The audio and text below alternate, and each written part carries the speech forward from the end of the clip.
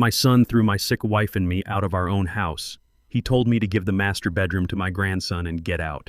He did not realize the house was entirely in my name. That night, I took my wife and reclaimed my entire empire. 5 hours later, my son called me. He said 6 words, and then his phone hit the floor. Before I tell you exactly how I dismantled his arrogant life, please let me know where you are watching from in the comments below. Hit the like button and subscribe if you have ever had to remind an ungrateful child exactly who built the roof over their head. My name is Joseph, and I am 70 years old. The heavy oak bedroom door crashed against the drywall. Harper marched into the room. Her expensive designer heels clicked sharply against the hardwood floor. She crossed her arms and glared at the medical equipment surrounding the bed. The rhythmic hum of my wife Martha's oxygen concentrator filled the quiet space. Harper immediately complained that the medical machinery completely ruined the modern aesthetic of the house. She waved her hand through the air as if swatting away a foul odor. Martha flinched at the sudden noise. My wife was recovering from a severe stroke, and sudden disturbances spiked her heart rate dangerously high. I stood up and placed my hand over hers to calm her down. Harper did not care. She paced around the foot of the bed and loudly declared that the medical equipment was an eyesore that needed to be removed immediately. Brandon stepped into the room right behind his wife. He adjusted his imported silk tie and refused to look me in the eye. He stared at the heart monitor instead. I spent the 1980s building a massive commercial construction empire from the ground up in Chicago. I fought brutal redlining practices and corrupt union bosses to secure city contracts. I built real generational wealth with calloused hands and sleepless nights. When I retired, I gave Brandon front-end accounting access to my holding company. I wanted him to learn how to manage large capital. He drastically misunderstood that gesture. He mistook administrative access to my accounts for actual ownership of my empire. He only knew how to swipe the polished corporate credit cards I provided. He forgot the blood and sweat that funded those shiny pieces of plastic. Brandon stepped closer to the bed and ordered me to pack up my things immediately. He and Harper demanded the massive master suite for their 16-year-old son, Mason. Brandon claimed Mason absolutely needed the enormous room for a brand new gaming and streaming studio. Brandon insisted that he was hosting a group of wealthy software investors at the estate next week and could not afford any distractions. I kept my voice perfectly level and reminded him that moving Martha would severely disrupt her physical therapy and jeopardize her fragile recovery. Brandon scoffed and adjusted his suit jacket. He arrogantly claimed he was the head of the family now. He proudly declared that he had paid the estate utility bill last month out of his own pocket. He believed that single payment invalidated my ownership. He told me to move Martha into the damp, unfinished basement or go book a cheap roadside motel. He stepped toward the life support machines and threatened to unplug the oxygen concentrator himself if I did not start packing my bags right that second.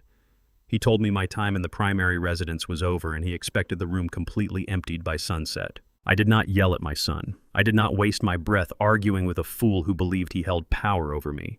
I quietly stood up and disconnected Martha from the wall monitors. I carefully transferred her portable oxygen tank to the back of her wheelchair. I packed a single duffel bag with her daily medications and a few changes of comfortable clothes. I wrapped my wife in a thick woolen blanket to keep her warm and gently lifted her into her chair. Brandon and Harper stood in the hallway with their arms crossed. They watched us leave the room, offering zero assistance. They did not hold the door. They did not offer to carry the heavy oxygen tanks. They treated us like discarded furniture hauled to the curb. They smiled at each other as I navigated the wheelchair down the long hallway. They were already discussing paint colors for the walls. They honestly believed they had won a great victory. They had no idea they had just sealed their own complete financial destruction. I carefully loaded Martha into the back of my specially modified medical transport van. I secured her wheelchair and promised her everything was going to be perfectly fine. I did not drive us to a cheap motel like my son suggested. I drove directly into the heart of the city. I pulled into the private underground parking garage of a luxury downtown high-rise. I owned a sprawling multi-million-dollar penthouse on the top floor of that building. I purchased the property entirely in cash 5 years ago under a blind corporate trust for privacy. Brandon possessed absolutely zero knowledge of its existence. He thought my entire net worth was tied up in the suburban estate. I brought Martha up the private elevator and settled her into a pristine medical-grade bed overlooking the glittering city skyline. Once Martha was resting comfortably and her monitors were reconnected, I walked into my private study. I opened my heavy iron wall safe and extracted the original estate deed. I picked up my phone and dialed the personal number of my ruthless corporate lawyer, Mr. Hayes. I commanded him to execute the strict default protocols immediately. I ordered Hayes to terminate Brandon's administrative access to the family trust effectively instantly. I instructed him to cancel the corporate grants that were secretly masking his software company's massive financial losses. Finally, I told Hayes to trigger the default clause on the main estate. Brandon had missed the secondary property tax payment, which triggered an immediate default under my primary holding company. Hayes warned me that Brandon would face total bankruptcy by morning. I told him to execute the orders without hesitation. Brandon went to sleep that night in my master bedroom believing he owned a multi-million-dollar mansion. He was about to wake up legally bankrupt and completely homeless. The lesson he was about to learn would shatter his arrogant illusion of control. At exactly 8 o'clock the next morning, my cell phone vibrated against the cold marble kitchen counter. I was sitting quietly by the large window watching the morning traffic flow over the river while Martha ate a warm, nutritious breakfast in her medical bed. I glanced at the glowing screen and saw Brandon calling. I took a slow, deliberate sip of my black coffee and pressed accept. I put the call on speakerphone so the pristine silence of my secure penthouse could absorb his incoming panic. He did not say good morning. He did not ask how his sick mother was feeling after being heartlessly forced out of her home the night before. Instead, his voice cracked with a high-pitched, frantic desperation. He shouted exactly 6 words into the receiver. "Dad, why are my accounts frozen?" The sheer terror in his tone was unmistakable.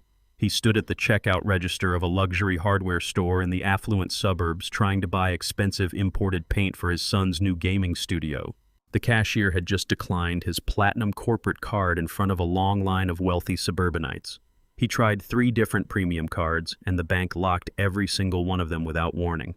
He was publicly humiliated, stranded at the register, and entirely confused by his sudden lack of purchasing power. I kept my voice perfectly flat and devoid of any parental warmth. I told him his accounts were frozen because he owned absolutely nothing. I explained a simple financial reality he had conveniently ignored for the last 4 years. His failing software company never generated a single dollar of actual profit. I revealed that the massive monthly bonus he proudly boasted about to his tech friends was nothing more than a disguised charitable grant. I spent years funneling my hard-earned construction profits into his empty shell of a company. I structured that silent grant to flow directly from my commercial construction holding company into his business accounts to keep him solvent. I wanted him to learn how to manage a legitimate business without the crushing stress of immediate bankruptcy. I quietly subsidized his arrogant lifestyle to protect his family from financial ruin. I severed that financial lifeline at midnight and let him fall.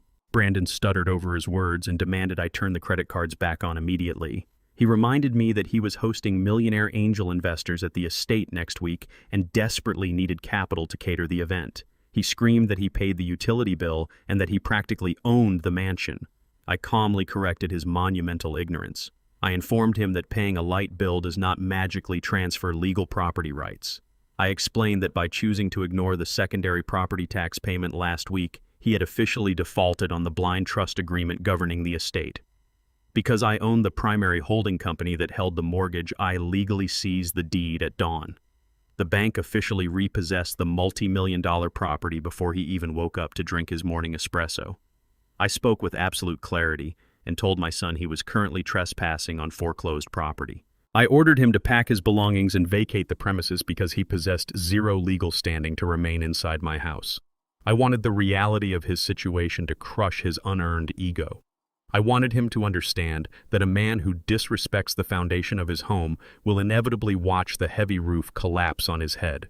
The heavy realization hit Brandon like a physical blow to the chest. The arrogant tech executive who had threatened to unplug his own mother from her life support vanished completely. He was instantly replaced by a terrified little boy staring into an abyss of his own making. He tried to speak, but his throat tightened. He gasped for air as the crushing weight of total financial ruin settled over his shoulders.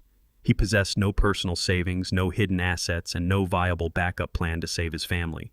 His entire identity was built on a mountain of my money, and I had just evaporated the mountain. I heard him hyperventilating on the other end of the line. The silence stretched for several agonizing seconds before a sharp clatter echoed through the speaker. Brandon had dropped his phone directly onto the hardwood floor in sheer shock. He was completely paralyzed by the terrifying reality of his immediate homelessness and imminent corporate collapse. I heard a frantic shuffling sound as someone scrambled to pick up the dropped device. Harper snatched the phone off the floor. Her voice came through the speaker, shrill and dripping with venomous rage. She did not bother to ask what had happened. She immediately began screaming baseless insults and making wild, desperate threats. She yelled that they would simply liquidate my physical assets left at the house to hire a high-powered defense attorney. She explicitly stated she would drag me into civil court and bleed me dry with legal fees until I surrendered the estate back to them. She genuinely believed she could intimidate a man who spent decades fighting ruthless corporate lawyers and corrupt union bosses in Chicago. She thought her aggressive tone would force me to back down and restore their stolen wealth. Harper proudly announced her immediate plan of attack to ensure I understood she was not bluffing. She explicitly threatened to sell my fully restored 1969 Chevy Chevelle sitting under a tarp in the third bay of the garage. I had spent countless weekends meticulously rebuilding that classic muscle car from the chassis up. It was a flawless piece of automotive history and my absolute prized possession. Harper smugly declared she had already contacted a luxury classic car broker who offered $50,000 in raw cash for a quick undocumented sale. She boasted that the broker was arriving at the estate with a flatbed tow truck in exactly 1 hour. She promised to use that cash to destroy me in court and hung up the phone with a vicious click. The line went dead. I lowered my phone and looked out the large window toward the city. I realized they were moving to physically strip the estate of its valuables before the bank officials could arrive to lock the doors. They thought they had found a clever loophole to generate untraceable survival cash. They were severely mistaken, and I was ready to strike back. I did not waste a single second after the phone line went dead. I walked over to the mahogany desk in my study and opened my encrypted security tablet. I tapped the screen to pull up the live high-definition camera feeds surrounding the sprawling suburban estate. The morning sun illuminated the massive cobblestone driveway where my ungrateful son and his greedy wife were currently scrambling like cornered rats. I watched the live feed with cold detachment as they paced back and forth near the third garage bay. They had already rolled back the heavy canvas tarp covering my pristine 1969 Chevy Chevelle. The gleaming midnight blue paint caught the sunlight beautifully. I spent 5 years hunting down original parts to restore that classic muscle car to showroom perfection. It was a masterpiece of American engineering, and they viewed it as nothing more than a quick pawn ticket. Exactly 50 minutes later, a massive flatbed tow truck roared into my driveway. The heavy diesel engine vibrated loudly through the security microphones. A man in a sharp-tailored suit stepped out of the passenger side holding a silver briefcase. The classic car broker had arrived to steal my hard-earned legacy. Harper practically sprinted down the driveway to greet the broker. Her face was plastered with a desperate, greedy smile. The camera captured every detail of her transaction in absolute clarity. The broker opened his silver briefcase and pulled out a thick envelope stuffed with $100 bills. He handed the envelope directly to Harper. She eagerly flipped through the stack of cash right there on the pavement. She was practically vibrating with arrogant triumph. She genuinely believed she had successfully bypassed the frozen bank accounts to secure $50,000 in untraceable survival money. She turned and waved the cash at Brandon, who was standing nervously near the open garage door. Harper reached into her designer pocket and pulled out the keys to my beloved Chevelle. She held the keys out to the broker, ready to finalize the illegal transaction and watch my car get towed away. I did not sit back and allow them to strip my property bare. I immediately picked up my phone and dialed the personal cell number of Officer Marcus Miller. Miller was a heavily decorated precinct commander I had known for nearly 3 decades.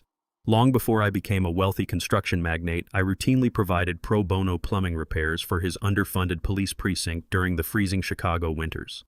We had a deep mutual respect built on years of shared community service. I quickly informed Commander Miller that my entitled daughter-in-law was actively attempting to fence a stolen classic vehicle right out of my driveway. I gave him the exact make, model, and license plate number. I watched the live security feed intently as Harper pushed the keys toward the eager broker. Just as the broker reached out to grasp the keychain, a massive police cruiser swerved violently into the cobblestone driveway.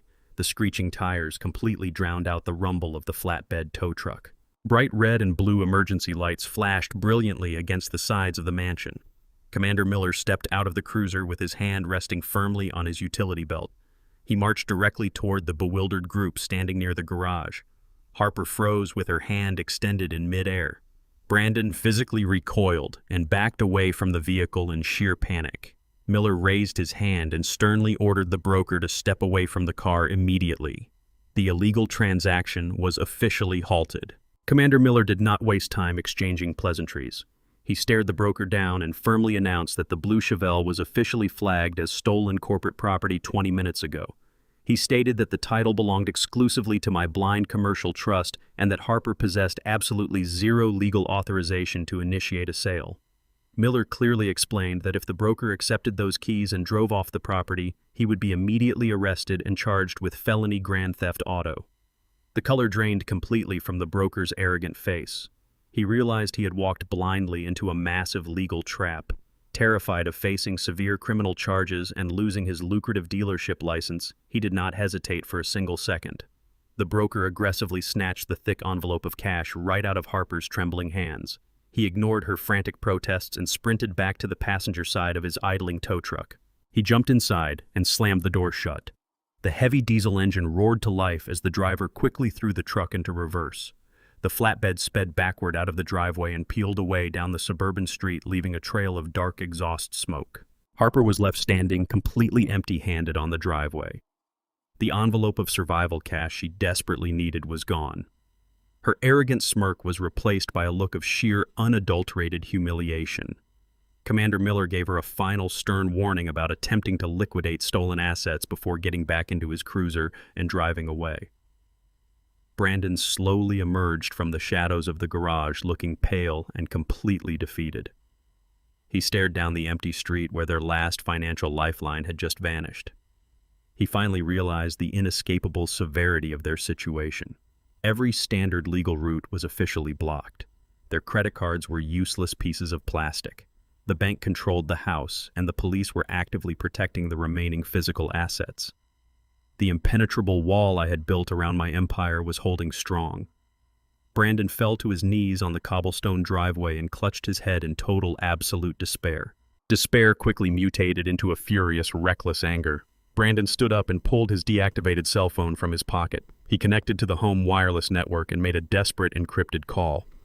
I turned up the volume on my security tablet and listened to the audio feed picked up by the garage microphone. Brandon was calling Dr. Cole a notoriously corrupt concierge physician known for bending medical ethics for wealthy clients. Brandon furiously explained that standard financial maneuvers had failed and they needed to employ a much darker strategy. He promised the shady doctor an enormous payout if he would agree to a highly illegal scheme. Brandon and Harper plotted to track me down and ambush me directly inside my downtown penthouse. They wanted Dr. Cole to stand beside them and forcefully declare me legally senile right there in the lobby. Their ultimate goal was to use a fabricated dementia diagnosis to bypass the bank entirely and seize the overarching corporate trust by emergency medical proxy. They believed an official medical document would give them the ultimate power to legally lock me away and steal my wealth. They were marching straight into my next trap. I was still standing in the lobby of my penthouse watching the terrified doctor run for his life when my private cell phone vibrated in my pocket. It was not a phone call from my panicked son. It was an automated high-priority security alert directly from the fraud division of my private bank. I unlocked the screen and saw a notification that made my blood run cold. Harper was not just standing outside my building feeling defeated. She was actively sitting in the passenger seat of her car attempting to commit a serious federal crime on her mobile phone. She had logged into an old online medical charity account that a local church group had set up for Martha years ago when she first suffered her stroke. The account still held $15,000 in unused community donations.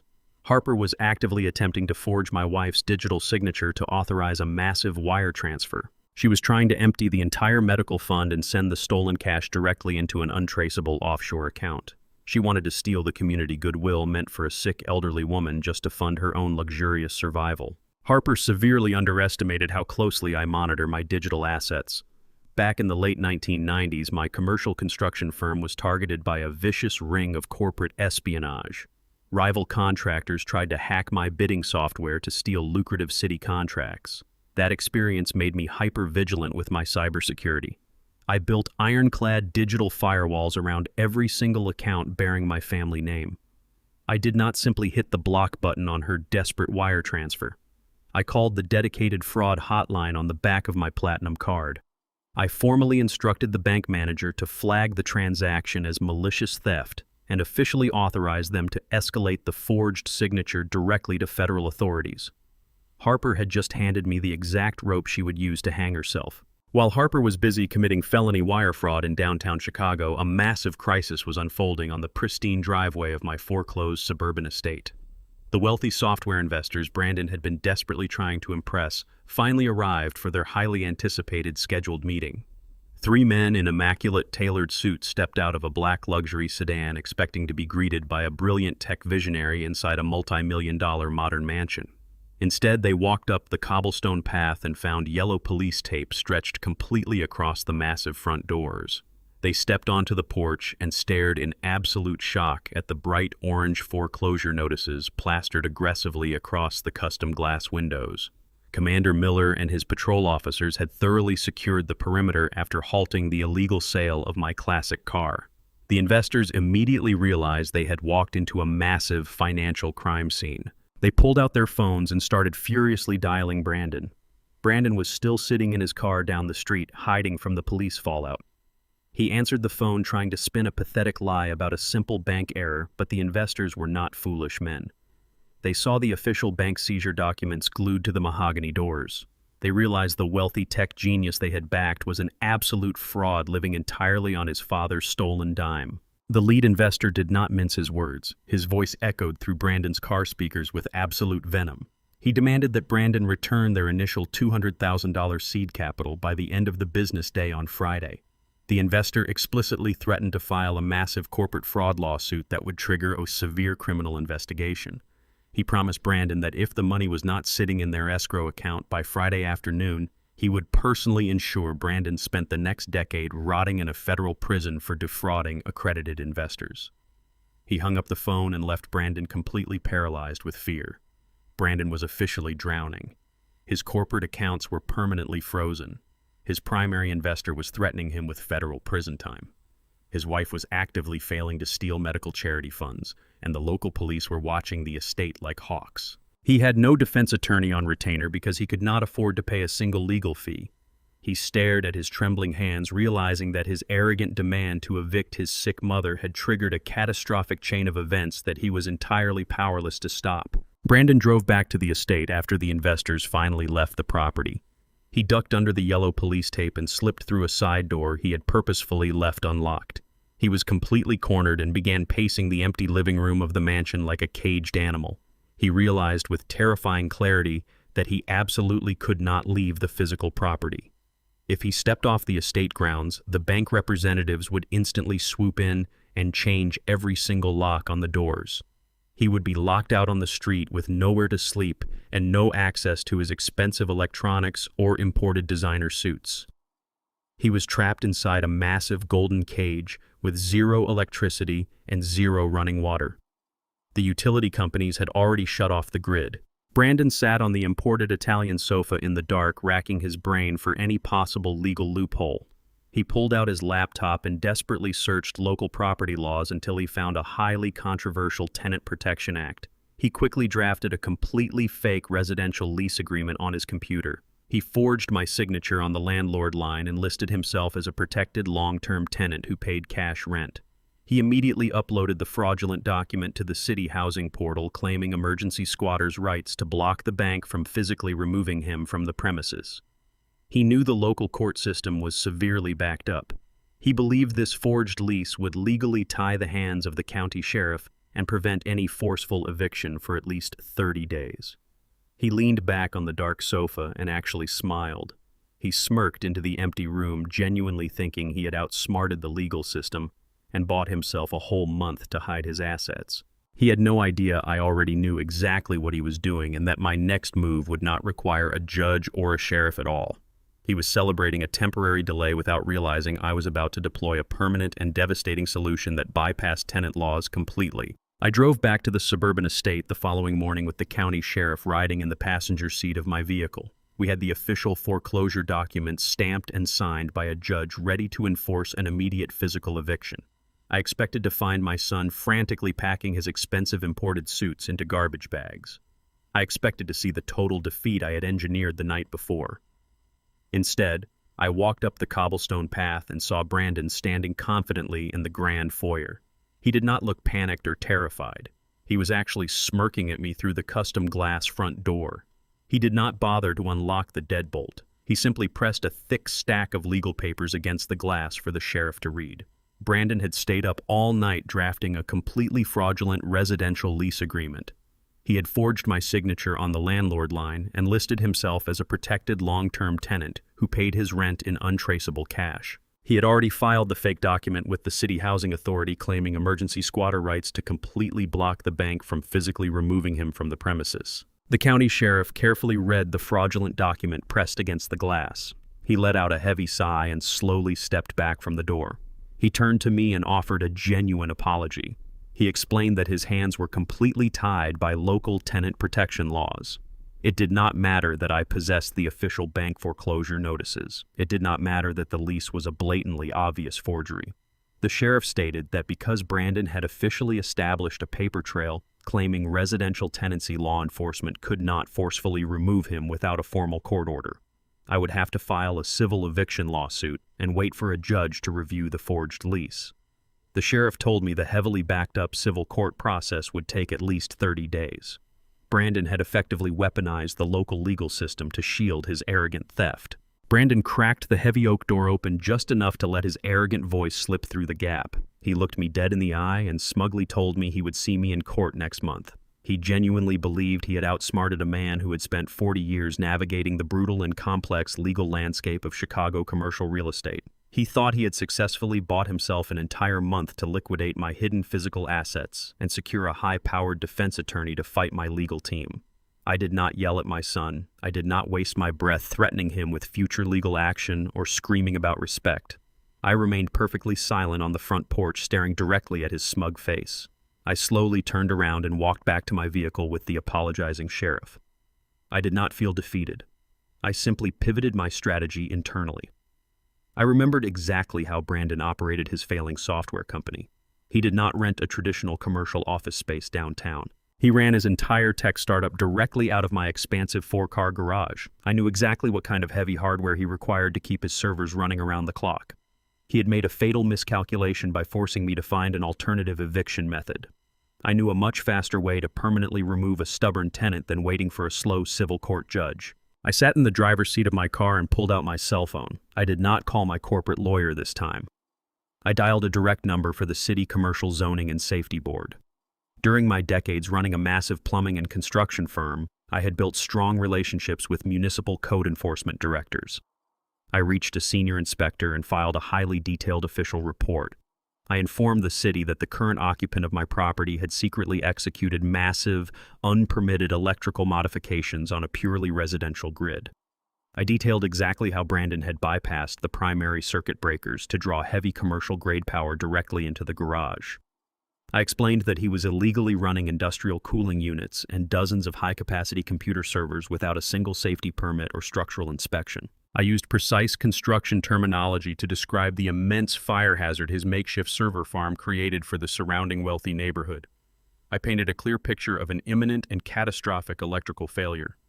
I knew the city zoning board did not play games with severe, unpermitted utility alterations in highly affluent suburban residential districts. The senior inspector on the phone took my detailed report extremely seriously.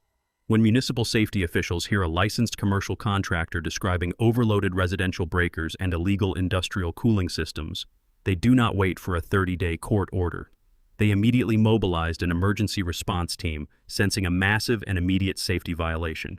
They understand that a severe electrical fire in a sprawling multi-million-dollar suburban estate can quickly spread to neighboring properties. The city bureaucracy moves incredibly fast when wealthy neighborhoods are physically threatened by unlicensed modifications. The zoning board rapidly assembled a specialized task force to inspect the premises. They did not need a civil eviction notice or a family court mandate to breach the property lines. They possessed absolute municipal authority to investigate life-threatening structural hazards without any prior warning to the occupants living inside the home. At exactly 7 in the morning, a fleet of official city vehicles descended upon the estate. The municipal code inspectors arrived in full force, backed by the county fire marshal and his emergency hazard unit. They did not knock politely on the front door and wait for Brandon to present his forged lease agreement. They marched straight down the driveway to the sprawling 4-car garage. The fire marshal utilized his emergency municipal authority to forcefully cut the heavy padlocks Brandon had installed on the garage bays. They rolled up the heavy metal doors and exposed my son's secret corporate operation to the morning sunlight. The inspectors immediately discovered Brandon's completely illegal high-voltage server racks. Thick black cables were wired dangerously directly into the vulnerable residential electrical grid. Massive industrial cooling fans were leaking condensation over exposed power strips. The fire marshal stared at the chaotic tangle of unpermitted wiring, drawing enough raw electricity to power a small factory. Brandon had built a massive, catastrophic firebomb right beneath the master bedroom where he slept. My son was about to learn that forged tenant rights offer absolutely zero protection against a furious fire marshal. The county fire marshal did not waste a single second debating local tenancy laws with my arrogant son. He took one look at the dangerously overloaded residential circuit breakers and the massive tangle of high-voltage cables running directly into industrial cooling fans. He immediately pulled a thick pad of bright red condemnation stickers from his utility jacket. He slapped a heavy red tag directly onto the custom glass of the front door. He officially declared the entire multi-million-dollar estate an immediate and catastrophic fire hazard. The fire marshal turned to Brandon and bluntly informed him that his fraudulent residential lease agreement was completely worthless. Tenant protection laws absolutely do not apply to structurally condemned properties that present an active threat to the surrounding neighborhood. The municipal safety mandate completely overrides any civil court eviction process. The local police officers who had accompanied the inspectors immediately stepped forward and instructed my son that the house was now legally uninhabitable. Brandon realized with horrifying clarity that his clever legal loophole had just been entirely obliterated by a man with a clipboard. He was no longer a protected tenant. He was a trespasser in a condemned building. Harper stood on the manicured lawn, shivering in her silk robe as the reality of her immediate homelessness set in. For the past decade, she had made a sport out of delivering subtle, passive-aggressive insults regarding my blue-collar roots. She never missed an opportunity at family dinners to mock the fact that I built my wealth-cleaning commercial grease traps and laying concrete sewer lines. She constantly elevated her own parents and their supposed old money generational wealth in the affluent northern suburbs. She bragged endlessly about her father operating a boutique investment firm and her mother attending exclusive country club galas. She treated my hard-earned construction empire like dirty money, while treating her family lineage like absolute royalty. She genuinely believed her inherited social status made her untouchable and vastly superior to a black man who started his career with a rusty wrench. The armed police officers did not afford Brandon and Harper the luxury of a slow, dignified exit. They were granted exactly 10 minutes to re-enter the condemned property under strict supervision to retrieve basic survival necessities. They were absolutely prohibited from packing any of the expensive imported Italian furniture, the massive flat-screen televisions, or the high-end streaming equipment. The fire marshal explicitly stated that all heavy physical assets had to remain inside the structure until a licensed commercial electrician could completely neutralize the severe grid hazard. I stood quietly by my vehicle and watched my arrogant son and his entitled wife frantically stuff their expensive designer clothing into heavy-duty black plastic garbage bags. They sprinted through the dark, unpowered hallways, grabbing handfuls of shoes and throwing them indiscriminately into the cheap plastic sacks. My 16-year-old grandson Mason emerged from the front door clutching his school laptop and a single backpack, looking entirely bewildered by the chaotic destruction of his comfortable life. The officers physically escorted the three of them down the cobblestone driveway and forced them to stand on the public curb. They were surrounded by shiny black trash bags filled with wrinkled silk shirts and scuffed leather shoes. They looked exactly like the discarded furniture they had treated me and my sick wife like just 48 hours ago. The humiliation was absolute and entirely self-inflicted. I remained perfectly silent as they stared at their ruined kingdom from the cold, wet pavement of the street. Standing on the curb, surrounded by garbage bags, Harper refused to accept total defeat. She aggressively wiped her running mascara and plastered a triumphant smirk across her face. She turned to me and loudly declared that they did not need my foreclosed property anyway. She proudly announced that they would simply take a car to her wealthy parents' sprawling estate in the northern suburbs. She mocked me with a venomous tone, claiming that her affluent family would eagerly provide a comfortable luxury sanctuary for them to regroup. She boasted that her father would immediately deploy his elite team of corporate lawyers to completely crush me in civil court. She genuinely believed she possessed a golden parachute that would rescue them from the filthy sidewalk. She thought she could easily retreat to her childhood mansion and sip expensive wine while her parents handled the messy legal fallout of Brandon ruining his software company. She wanted me to know that my tactical eviction was merely a temporary inconvenience for a woman of her high social standing. She glared at me one last time. She had absolutely no idea that her pristine safety net was completely non-existent and fundamentally hollow. Harper aggressively pulled out her cell phone and dialed a premium luxury transport service. She refused to call a standard taxi out of sheer stubborn pride. She aggressively punched in the numbers of her last remaining emergency credit card, praying the transaction would clear the frozen network. By some miraculous glitch in the banking system, the severely maxed-out card approved the single exorbitant charge for a black transport SUV. The sleek transport vehicle arrived 20 minutes later. The driver looked highly confused as he loaded their black plastic garbage bags into the pristine leather trunk. Brandon, Harper, and Mason climbed into the back seat of the luxury vehicle. They sped away from my foreclosed estate and headed directly toward the affluent northern suburbs. Harper sat back against the leather seats, completely confident she was heading toward absolute salvation and infinite financial backing. The luxury black SUV pulled through the towering wrought iron gates of the massive suburban property owned by Harper parents. The manicured lawns and towering white pillars of the generational estate looked exactly like the impenetrable financial fortress Harper had constantly bragged about. She confidently marched up the wide brick steps, expecting her mother to open the door with open arms and immediately offer them the sprawling guest wing. She fully anticipated a warm, catered breakfast and a swift, aggressive legal strategy formulated by her wealthy father. Brandon carried the heavy plastic garbage bags up the steps, feeling a massive wave of relief wash over his exhausted body. Harper aggressively rang the brass doorbell and waited for her triumphant rescue. The heavy wooden door slowly creaked open, but the welcoming embrace never happened. Harper parents stood in the doorway, blocking the entrance completely. They did not look angry or confused by the sudden arrival of their homeless daughter. They looked absolutely terrified. Their faces were pale and drawn tight with severe exhaustion.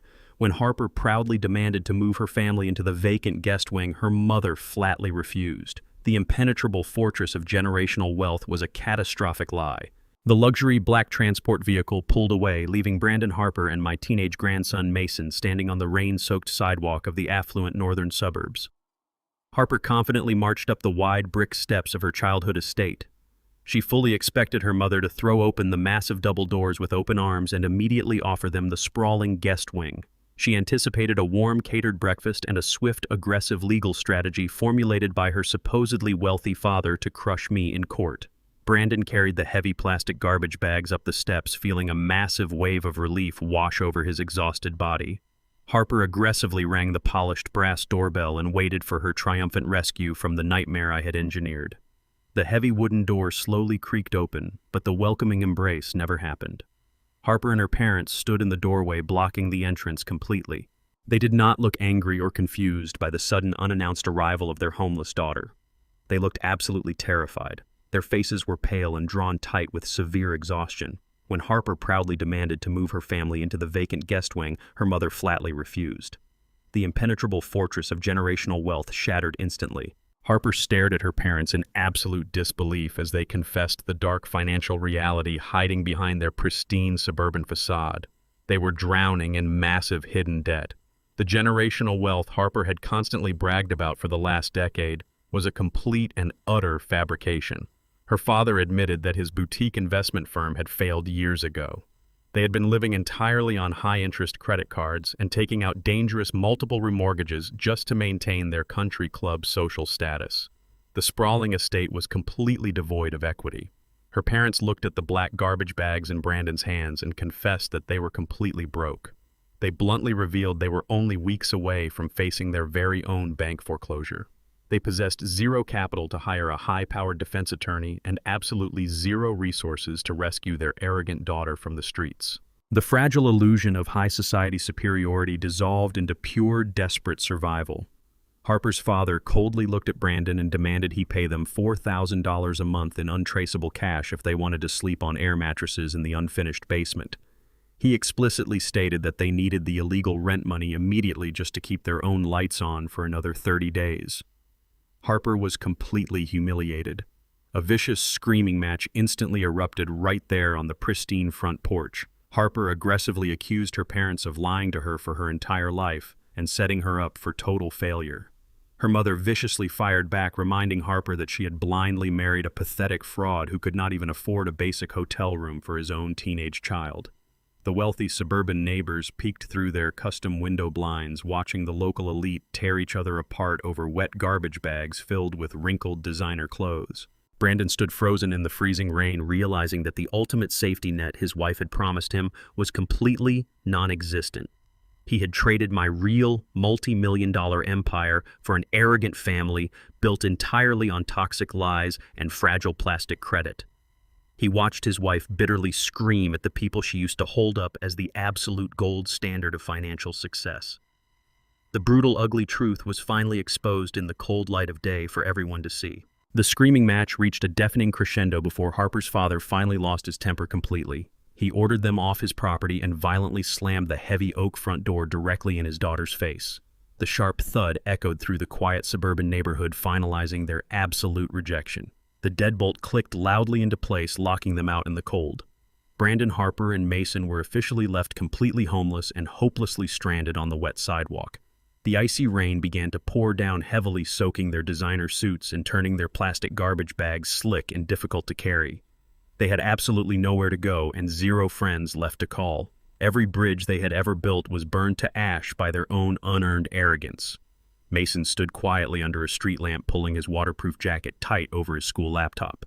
The 16-year-old boy looked at his parents with a mixture of profound disappointment and silent judgment. He recognized that the adults who were supposed to protect his future had recklessly destroyed it.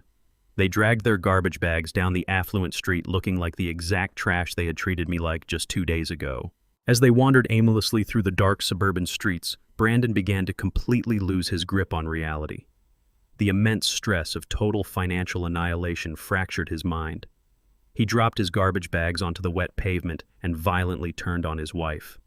He aggressively blamed Harper for the entire catastrophic situation. He screamed that her relentless demands for a modern aesthetic and a massive gaming studio had directly caused my ruthless retaliation. He cursed her parents for being pathetic, broke frauds, and deeply regretted ever listening to her arrogant advice.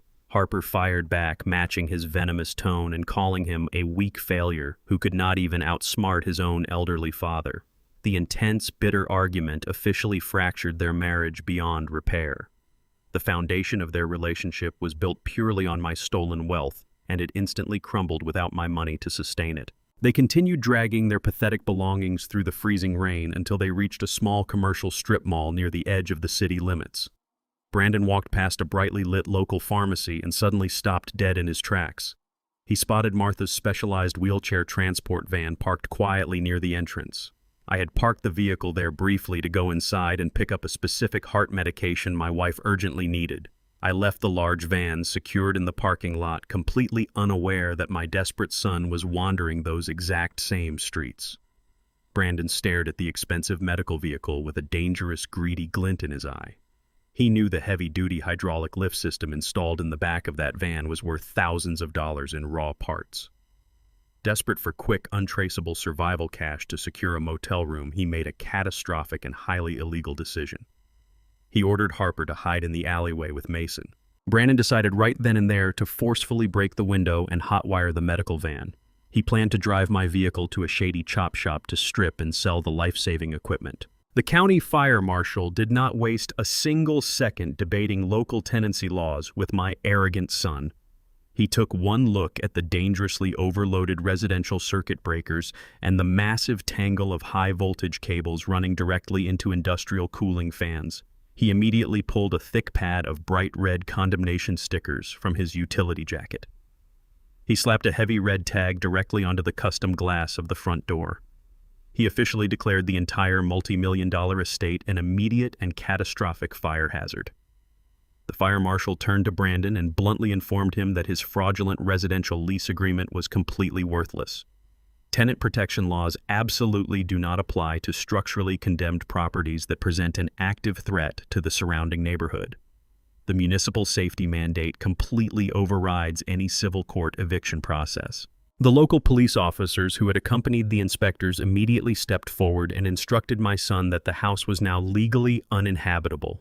Brandon realized with horrifying clarity that his clever legal loophole had just been entirely obliterated by a man with a clipboard. He was no longer a protected tenant. He was a trespasser in a condemned building. Harper stood on the manicured lawn, shivering in her silk robe as the reality of her immediate homelessness set in. For the past decade, she had made a sport out of delivering subtle, passive-aggressive insults regarding my blue-collar roots. She never missed an opportunity at family dinners to mock the fact that I built my wealth-cleaning commercial grease traps and laying concrete sewer lines. She constantly elevated her own parents and their supposed old-money generational wealth in the affluent northern suburbs. She bragged endlessly about her father operating a boutique investment firm and her mother attending exclusive country club galas. She treated my hard-earned construction empire like dirty money while treating her family lineage like absolute royalty. She genuinely believed her inherited social status made her untouchable and vastly superior to a black man who started his career with a rusty wrench. The armed police officers did not afford Brandon and Harper the luxury of a slow, dignified exit. They were granted exactly 10 minutes to re-enter the condemned property under strict supervision to retrieve basic survival necessities. They were absolutely prohibited from packing any of the expensive imported Italian furniture, the massive flat-screen televisions, or the high-end streaming equipment. The fire marshal explicitly stated that all heavy physical assets had to remain inside the structure until a licensed commercial electrician could completely neutralize the severe grid hazard. I stood quietly by my vehicle and watched my arrogant son and his entitled wife frantically stuff their expensive designer clothing into heavy-duty black plastic garbage bags. They sprinted through the dark, unpowered hallways, grabbing handfuls of shoes and throwing them indiscriminately into the cheap plastic sacks. My 16-year-old grandson Mason emerged from the front door clutching his school laptop and a single backpack, looking entirely bewildered by the chaotic destruction of his comfortable life. The officers physically escorted the three of them down the cobblestone driveway and forced them to stand on the public curb. They were surrounded by shiny black trash bags filled with wrinkled silk shirts and scuffed leather shoes. They looked exactly like the discarded furniture they had treated me and my sick wife like just 48 hours ago. The humiliation was absolute and entirely self-inflicted. I remained perfectly silent as they stared at their ruined kingdom from the cold, wet pavement of the street. Standing on the curb surrounded by garbage bags, Harper refused to accept total defeat. She aggressively wiped her running mascara and plastered a triumphant smirk across her face. She turned to me and loudly declared that they did not need my foreclosed property anyway. She proudly announced that they would simply take a car to her wealthy parents' sprawling estate in the northern suburbs. She mocked me with a venomous tone, claiming that her affluent family would eagerly provide a comfortable luxury sanctuary for them to regroup. She boasted that her father would immediately deploy his elite team of corporate lawyers to completely crush me in civil court.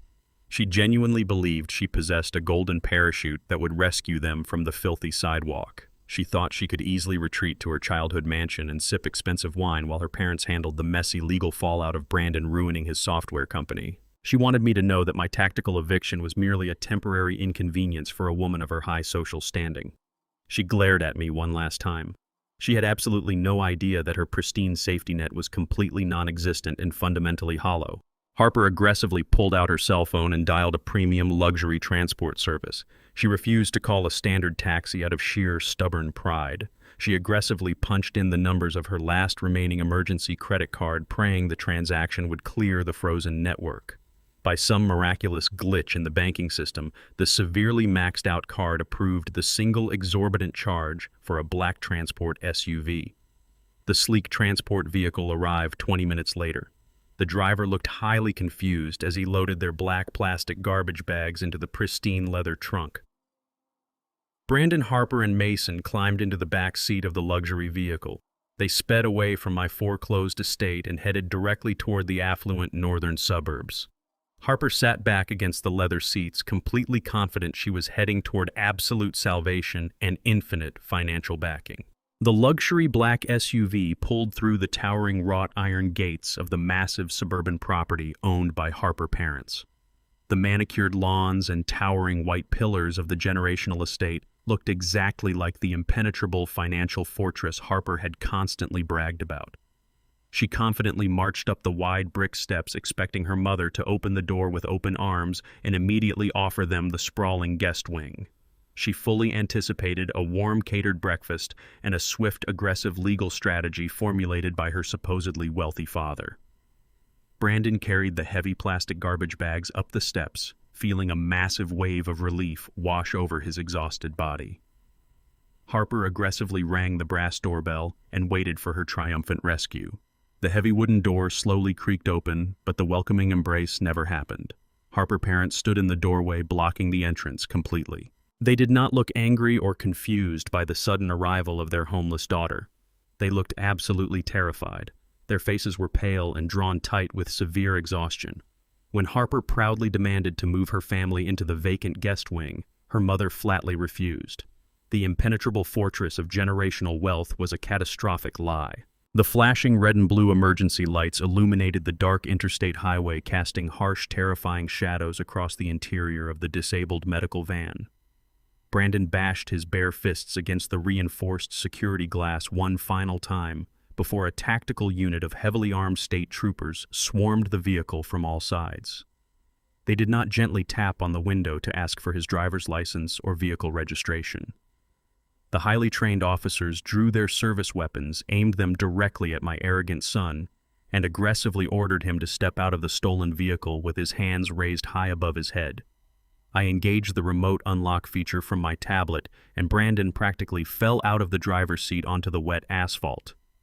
He was immediately slammed against the cold steel side of the van and roughly handcuffed. Brandon screamed frantically at the arresting officers, desperately claiming that the specialized medical transport vehicle belonged to his own father, and that this was all a massive misunderstanding. The troopers completely ignored his pathetic, desperate lies. They read him his Miranda rights right there on the freezing shoulder of the highway. He was thrown violently into the back of a police cruiser and transported directly to the downtown precinct. My son was officially booked into the county jail and formally charged with felony grand theft auto. Several hours later, my private cell phone rang in the quiet sanctuary of my downtown penthouse. The caller ID displayed an unknown local number. I accepted the call and immediately heard the frantic, uncontrollable sobbing of my daughter-in-law. Harper was calling me from a cheap, prepaid burner phone she had likely purchased at an all-night gas station. She and Mason had managed to retreat to a rundown, dirty roadside motel on the absolute outskirts of the city, using the very last of her hidden emergency cash. She gasped heavily for air between loud, dramatic sobs, entirely abandoning her usual haughty country club demeanor.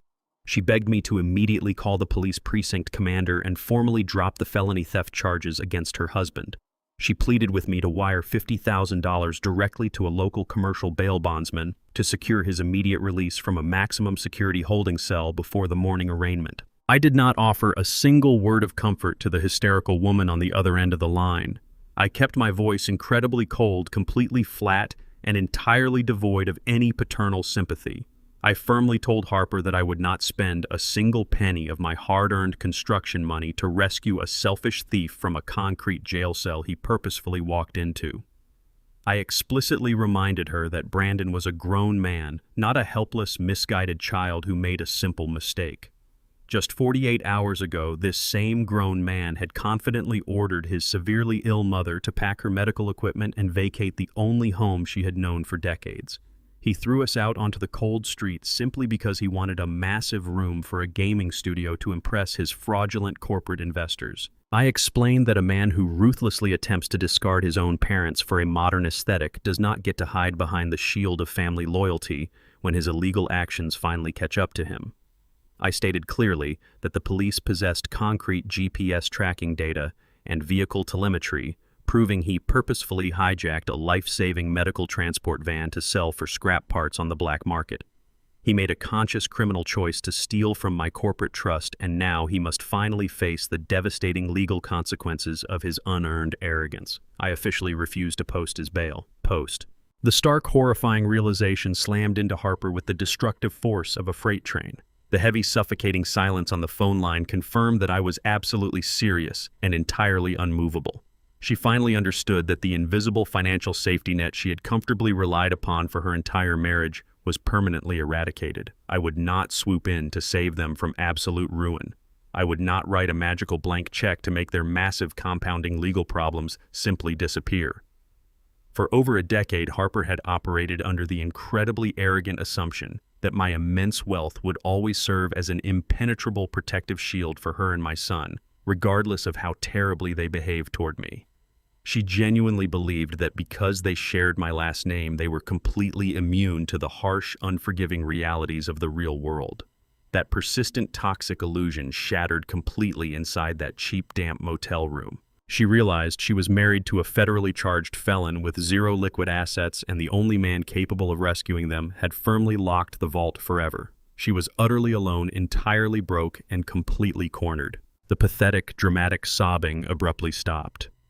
Harper did not take another breath to beg for mercy or attempt to apologize for her husband's horrific criminal behavior. Her desperate tears instantly morphed into pure, unadulterated, venomous malice. The switch was so incredibly fast and so violently aggressive it perfectly exposed the toxic, manipulative core of her true personality. Her voice dropped several octaves, hardening into a sharp, vicious hiss through the cheap phone speaker. If she could not manipulate me with fake family loyalty or crying, pathetic pleas, she would immediately pivot to outright criminal extortion.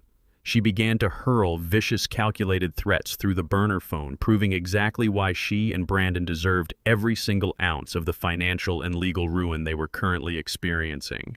The frightened, helpless wife vanished entirely quickly, replaced by a ruthless, vindictive, cornered animal ready to bite whoever stood in her way. Harper aggressively threatened to go directly to the local news media to completely ruin my pristine business reputation. She claimed she would contact every major investigative journalist in Chicago and grant exclusive, tearful interviews about the fabricated dark secrets of my corporate construction empire. She proudly announced her malicious plan to launch a massive, highly coordinated social media smear campaign to entirely destroy my public image. She promised to paint me to the public as a cruel, vindictive, and senile monster who purposefully weaponized his immense wealth to terrorize and abuse his own flesh and blood. She explicitly stated she would use my 16-year-old grandson, Mason, as the ultimate sympathetic prop in her fabricated victim narrative.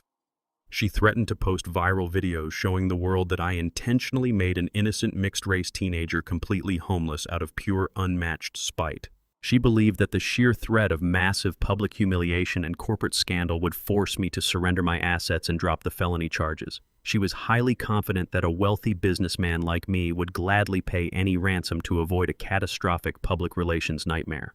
She had absolutely no idea I was already recording the phone call. Harper makes good on her malicious threat without wasting a single minute.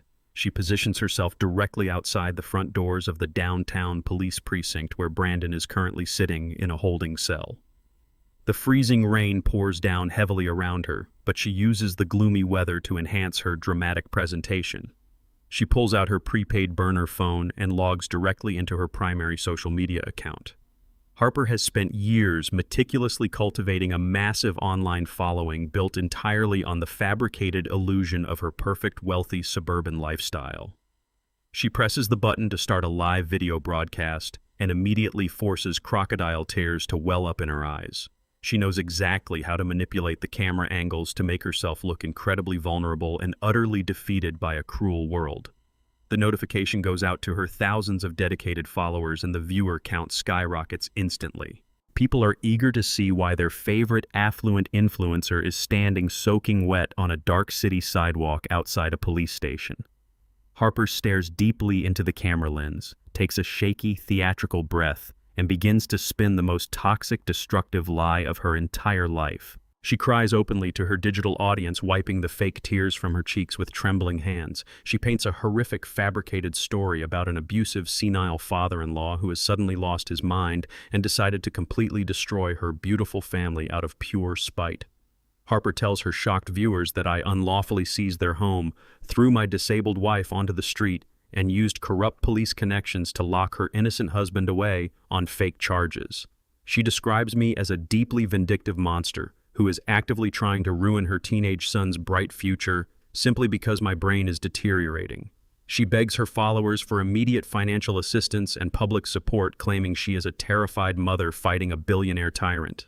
She knows her audience thrives on outrage, and she feeds them a perfectly crafted narrative designed to publicly annihilate my business reputation and force my hand. I am sitting comfortably in the quiet warmth of my downtown penthouse, watching the entire broadcast unfold live on my tablet. I anticipated this exact public relations maneuver the moment she hung up the phone. She severely underestimated my technological proficiency and my complete lack of hesitation when it comes to defending my legacy. I do not call my lawyers to draft a slow, useless cease and desist letter. I handle the situation immediately and permanently. I quickly create a completely anonymous social media profile and join the rapidly growing live chat. The comment section is moving at lightning speed, with thousands of people expressing absolute outrage toward me and sending Harper digital prayers. I wait for the viewer count to peak before I execute my counterattack. I upload the crystal clear audio file I recorded earlier that morning in my lobby. It is the exact recording of Brandon and Harper explicitly negotiating a $10,000 bribe with the corrupt physician to illegally force me into a locked psychiatric ward. I paste the direct link to the unedited audio file into the live chat and use a basic script to pin the comment repeatedly to the very top of the feed. I add a simple caption telling the audience to listen to the real truth about the innocent mother crying on their screens. I sit back in my leather chair and take a slow sip of my black coffee. I watch the trap spring shut with flawless precision, knowing that the internet is a brutal judge and jury. The massive audience immediately clicks the pinned link out of sheer curiosity. For several long seconds, the rapid-fire chat section goes completely dead, while thousands of people listen to the undeniable audio evidence. They hear Harper's distinct, arrogant voice discussing the best way to bypass the bank by locking a perfectly sane elderly man in a medical facility. They hear her explicitly complaining about my sick wife and plotting to drain the estate. The absolute silence in the chat is the calm before a catastrophic digital storm. Suddenly, the comment section explodes with unprecedented fury. The tide of public opinion turns against Harper in a matter of seconds. Her previously loyal followers flood the screen with absolute disgust. They call her a criminal, a fraud, and a sociopath. People tag the local police department and the Federal Bureau of Investigation, demanding she be arrested for elder abuse and conspiracy. The donations she was begging for instantly reverse into furious demands for refunds. The internet community immediately recognizes that the crying victim on their screen is actually a cold-blooded predator who got caught red-handed orchestrating a highly illegal medical coup against her own family. Harper wipes a fake tear from her eye and glances down at the screen, expecting to read messages of unwavering support. Instead, she watches in pure horror as a relentless wave of vicious comments absolutely decimates her carefully crafted public image. She sees the pinned audio link and realizes instantly that I have completely outsmarted her on her own platform. Her eyes widen in sheer panic as she reads people calling for her immediate arrest. The confident, manipulating influencer shatters into a million pieces right there on the sidewalk. She frantically taps the screen with her shaking wet fingers, desperately trying to delete the broadcast and erase the humiliating evidence. She forcefully ends the live stream, cutting the feed to black and dropping her burner phone into her pocket. She is left standing alone in the freezing rain, utterly disgraced and publicly ruined. The devastating digital fallout destroys Harper's reputation, but the absolute most severe consequence happens entirely offline. Mason is sitting alone in a run-down, fluorescent-lit roadside diner miles away from the police precinct. He is nursing a cheap glass of water and watching his mother's dramatic live stream on his school laptop. He sees the anonymous link appear in the chat and clicks it with a heavy heart. The 16-year-old boy listens in horrifying silence to the crystal-clear audio of his parents conspiring to commit severe medical fraud against the only man who has ever truly protected him. He hears his mother complaining about his sick grandmother. The crushing realization washes over him that his parents are not just financially irresponsible, but truly malicious monsters, willing to destroy their own blood for a house. Mason closes his laptop and slides it into his waterproof backpack. He realizes he cannot stay with a woman capable of such profound evil. He zips up his jacket, leaves the diner, and walks out into the dark, freezing city rain. He decides to run away, completely abandoning the toxic wreckage of his parents' broken lives. The devastating digital fallout destroyed Harper's reputation immediately, but the absolute most severe consequence happened entirely offline in the high-stakes corporate world. The wealthy software investors Brandon had desperately tried to impress were actively monitoring the social media chaos. They watched the viral live stream and clicked the pinned audio link. The crystal-clear recording provided undeniable concrete proof of Brandon committing explicit medical fraud and conspiracy. The investors realized their seed capital was tied to a federally compromised felon. They did not wait for the morning to protect their money. They immediately mobilized their elite corporate legal team and officially filed a massive multi-million-dollar civil lawsuit against Brandon.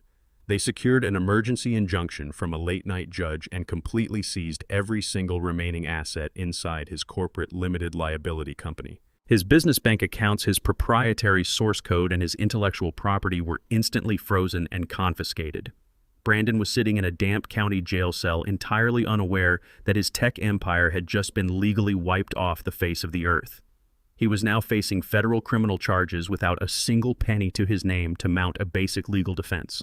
Harper ended her disastrous broadcast in total disgrace and retreated from the police precinct. She walked through the freezing rain back to the cheap, rundown roadside motel where she had left her teenage son. She dragged her soaked designer shoes across the cracked asphalt, completely consumed by her own public humiliation. She walked up to the second-floor exterior walkway and noticed the flimsy wooden door to her assigned room was standing wide open. The cheap metal lock was completely undamaged, meaning someone had intentionally unlocked it from the inside and walked away. Harper rushed into the dimly lit room and found the two stained double beds completely empty. Mason had packed his waterproof backpack, gathered his school laptop, and completely vanished into the dangerous city night. She stared at the empty room while the cold wind blew through the open door. Pure, unadulterated panic immediately set in for Harper, but it was not the genuine maternal fear of a mother worried about her child's physical safety in a dangerous city. She did not immediately dial emergency services to report a missing 16-year-old boy wandering the dark streets alone. She panicked strictly because Mason was her absolute last remaining piece of emotional and legal leverage against me. She knew that as long as she retained physical custody of my grandson, she could continuously manipulate the family court system to force me into paying exorbitant child support and emergency housing stipends. Mason was her ultimate golden ticket to force me back to the negotiation table. She intended to use him as a human shield to extract survival cash from my holding company. Without the boy physically present, she possessed absolutely zero bargaining power. She was just a broke, unemployed woman married to a disgraced criminal facing years in a federal penitentiary. She realized that if I secured custody of Mason before she found him, her entire strategy to legally extort my wealth would completely evaporate. Her maternal instincts were entirely overridden by pure venomous greed and self-preservation. She desperately needed the boy sitting next to her looking sad and displaced to validate her impending legal demands. She knew an empty-handed mother had no leverage against a grandfather with endless resources. Harper sprinted out of the cheap motel room and ran frantically through the pouring rain. She ignored the freezing temperatures and the heavy puddles soaking her expensive clothes. She scoured the dark city streets, checking the corners of dirty alleyways and the entrances of closed convenience stores. She desperately dialed Mason's cell phone over and over again, but the calls went straight to a generic voicemail. She knew her entire legal defense strategy was permanently gone without him by her side. She interrogated late-night gas station attendants and bus stop loiterers, demanding to know if they had seen a teenager carrying a heavy waterproof backpack. Every single person ignored her frantic screams. She was running out of breath and running out of time. The harsh reality of the concrete pavement stood in stark contrast to the luxurious marble floors she was accustomed to walking on. She was a woman who had spent a decade treating service workers and blue-collar laborers like invisible peasants. Now she was frantically begging those exact same people for help on a dark street corner, completely stripped of her money and her unearned power. Meanwhile, I was sitting in the profound quiet of my secure downtown penthouse. The storm raged outside the floor-to-ceiling glass windows, but the interior of my home remained perfectly calm and warm. Martha was sleeping peacefully in her medical bed, completely shielded from the catastrophic destruction of our ungrateful son life. I was reviewing the digital confirmation of the corporate asset seizure when my private cell phone vibrated softly on the mahogany desk. I glanced at the screen and did not recognize the incoming local number.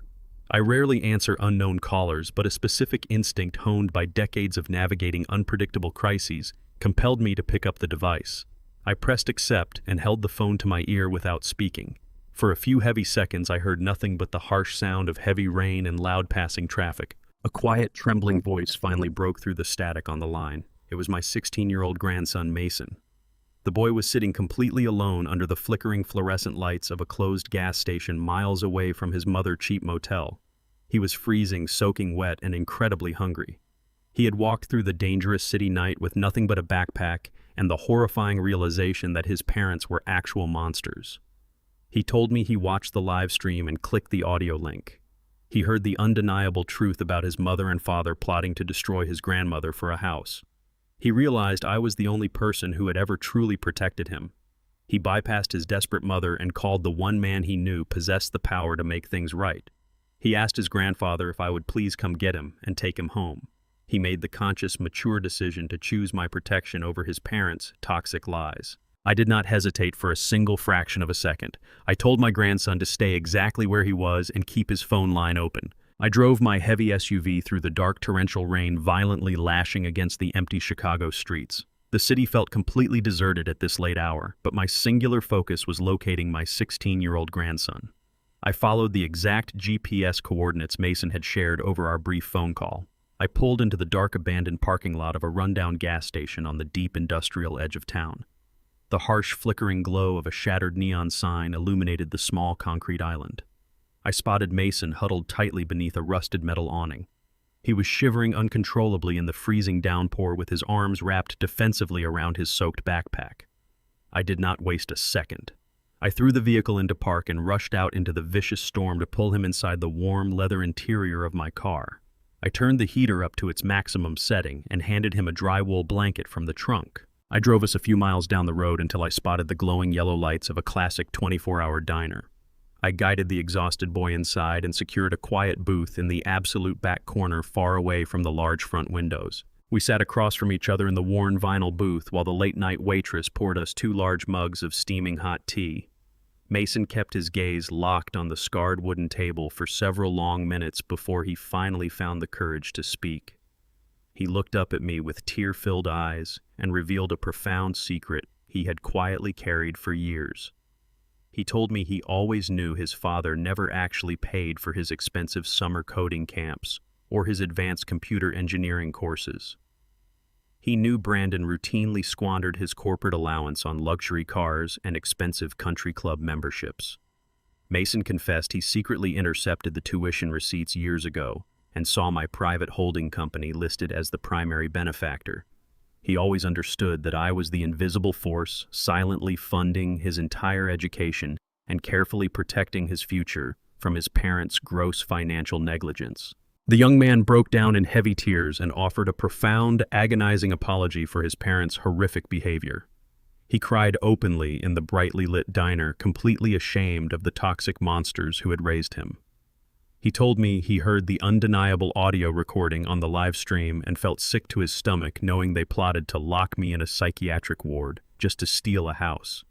I reached across the table and placed my calloused hand firmly over his trembling fingers. I told him he carried absolutely zero responsibility for the arrogant sins of his father or the venomous greed of his mother. The waitress arrived carrying a massive plate of hot buttermilk pancakes and thick roasted bacon. I ordered Mason to eat every single bite and rebuild his physical strength. I spoke with absolute paternal authority and assured him that his days of living in a volatile household were permanently over. I promised him he was completely safe now and perfectly shielded from their chaotic financial ruin. I explicitly informed my grandson that he possessed a permanent secure home with Martha and me in our downtown penthouse. I promised to fund his college tuition directly and told him he would never have to spend another night shivering in the cold rain because of his parents' catastrophic life choices. He wiped his eyes and began to eat, finally finding a brief moment of absolute peace. That fleeting sense of peace was violently shattered less than 20 minutes later. I had severely underestimated the terrifying lengths a desperate cornered animal will go to secure its last remaining piece of legal leverage. Harper had secretly installed a hidden family tracking application on Mason's cell phone years ago and used the lingering battery life to pinpoint our exact location. The heavy front glass doors of the diner suddenly burst open with a loud, aggressive crash. The cold wind howled into the restaurant, carrying Harper right along with it. She looked absolutely unhinged and completely disheveled. Her expensive designer clothes were thoroughly soaked with dirty rainwater, and her heavy makeup was smeared across her pale face.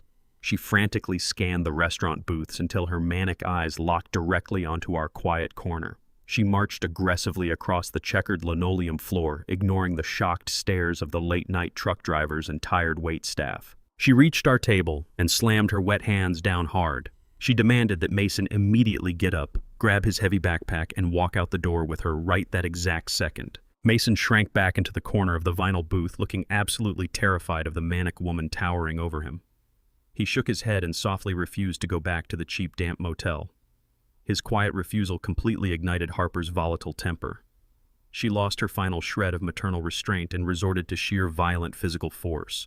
She aggressively lunged forward across the diner table, knocking over the glass salt shaker and a tall cup of ice water. She forcefully reached out to physically grab her teenage son by his upper arm. She fully intended to drag him out of the restaurant, kicking and screaming into the freezing night. She desperately needed her ultimate human shield, and she was entirely willing to physically traumatize the boy to secure her legal leverage against my corporate wealth. I did not sit idly by and watch this deranged woman lay her hands on my grandson. I moved with a sudden aggressive speed that completely defied my 70 years of age. I immediately slid out of my side of the booth and stepped directly into her path. I planted my heavy work boots firmly on the wet linoleum floor and blocked her advance like an immovable brick wall. She collided hard against my broad chest and stumbled backward in utter shock. I stared down at her with cold, unrelenting fury. I firmly ordered her to keep her hands to herself and stay completely away from the boy. She opened her mouth to scream another vicious threat, but I instantly silenced her with a single, calculated motion. I reached deep into the inside pocket of my heavy wool winter coat. I slowly pulled out a thick-sealed legal envelope and held it up right in front of her pale face. Her first and last name were printed aggressively across the front in bold black ink. She stared at the crisp white paper, completely unaware of the absolute legal devastation hiding inside. I stared down at the manic woman attempting to assault my grandson and forcefully shoved the thick legal envelope directly into her chest. Harper stumbled backward from the impact and instinctively grabbed the heavy manila packet before it could hit the wet linoleum floor. Her chest heaved with heavy, erratic breaths as her manic eyes darted between my stoic face and the bold black lettering spelling out her full legal name across the front. The sheer weight of the packet momentarily broke her violent trance. Driven by a volatile mixture of pure adrenaline and desperate curiosity, she aggressively ripped the top of the envelope open, right there in the middle of the brightly lit diner. She completely ignored the lingering stares of the late-night truck drivers and the exhausted waitress standing behind the counter. She pulled out a thick stack of crisp white documents and frantically scanned the bold legal headings printed at the very top of the pages. The first document was a set of formal divorce papers already signed in blue ink by her husband. The second document was a heavily redacted sworn police transcript bearing the official seal of the Chicago Police Department. I kept my voice perfectly flat and devoid of any emotional warmth as I delivered the final crushing blow to her arrogant reality. I explicitly informed Harper that while she was running frantically through the freezing rain looking for a teenager to use as a human shield, her husband was currently sitting in a stark concrete interrogation room. I revealed that Brandon was officially facing a massive mountain of federal fraud and grand theft charges with absolutely zero financial resources to secure a defense attorney. I watched her pale face drain of all remaining color as I coldly explained exactly how Brandon had chosen to handle his catastrophic legal predicament. To save himself from spending the next 2 decades rotting in a maximum security federal penitentiary, he had completely thrown his loyal wife under the bus. He had traded her freedom for a highly desperate chance at his own. I instructed Harper to read the specific highlighted paragraphs on the second page of the sworn police transcript. Her trembling eyes scanned the official documentation detailing her husband desperately negotiating with 2 federal detectives. The transcript proved beyond a shadow of a doubt that Brandon explicitly told the authorities that the highly illegal forged wire transfer from the medical charity account was entirely Harper's malicious idea. He painted a masterful, fabricated narrative, casting himself as a naive, terrified husband who was brutally manipulated by an incredibly greedy and calculating wife. Brandon swore on official police record that he possessed absolutely zero knowledge of her attempting to drain the remaining $15,000 from the church group fund meant for my sick wife. He explicitly offered her up on a silver platter to the federal prosecutors to secure a highly lenient plea deal for his own extensive list of corporate crimes. He willingly provided the detectives with the exact login credentials, IP addresses, and offshore routing numbers she used during the failed transaction. He systematically dismantled her entire legal defense before she even knew she was officially under criminal investigation. He proved that his immense arrogance was only matched by his absolute, breathtaking cowardice. He happily built a pristine, ironclad federal case against the mother of his only child, simply to shave a few years off his own impending prison sentence. Harper stared blankly at the official blue police seal stamped at the bottom of the verified transcript. Her entire arrogant world violently shattered into a million irreparable pieces right there in the diner aisle. The heavy sheets of paper trembled violently in her hands as her brain desperately tried to process the absolute magnitude of the betrayal. She realized with horrifying clarity that the husband she had fiercely defended and enabled for over a decade had just viciously sacrificed her to save his own skin.